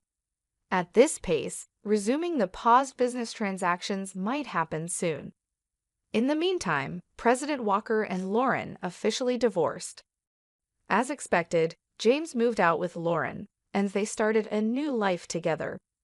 However, rumors say they have daily conflicts. It seems that their close relationship was mostly based on financial comfort. After being forced out of his father's company, James quickly became unemployed. Unable to handle James's financial dependence, Lauren left him in President Walker's care and disappeared. I've heard she now lives alone in an old, low-rent apartment, mourning her situation.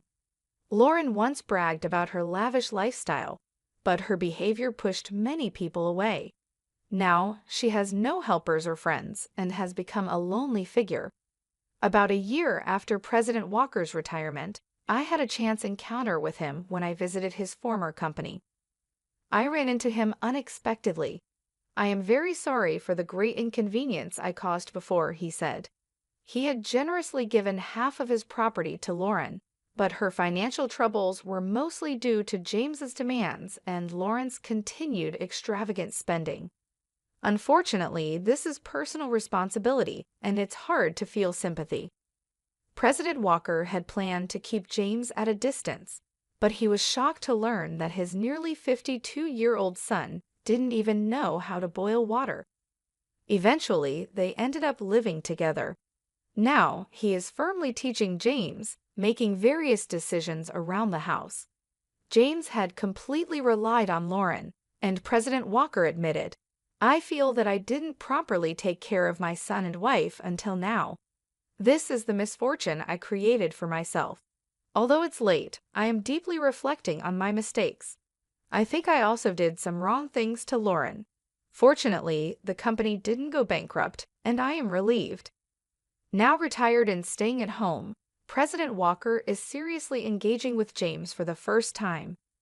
James, facing new challenges like household chores and part-time jobs, often cries despite his age. I can only hope that he becomes a better person, but I have no desire to have any more dealings with him ever again.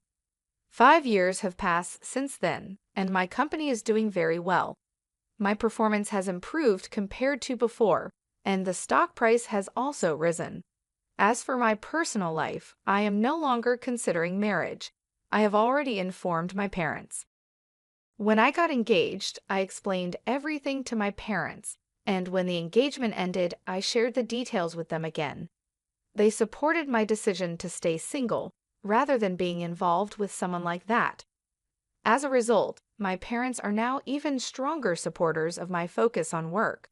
I stay busy every day and have taken up new hobbies to make my life more fulfilling. Although I used to prefer indoor activities, I recently decided to start exercising at the gym. I could even see my muscles starting to form, and my subordinates look at me with admiration, which feels a bit strange. I've always believed that happiness is something you create for yourself. I look for happiness that I build on my own, not just the kind that comes from being with someone else. If I were to fall in love again, I would prefer it to happen later in life when I could afford to give everything up for love. But that's not something I'm worried about right now. My days are fulfilling, and I'm happy. My life has just begun, and I'm focused on working towards a bright future.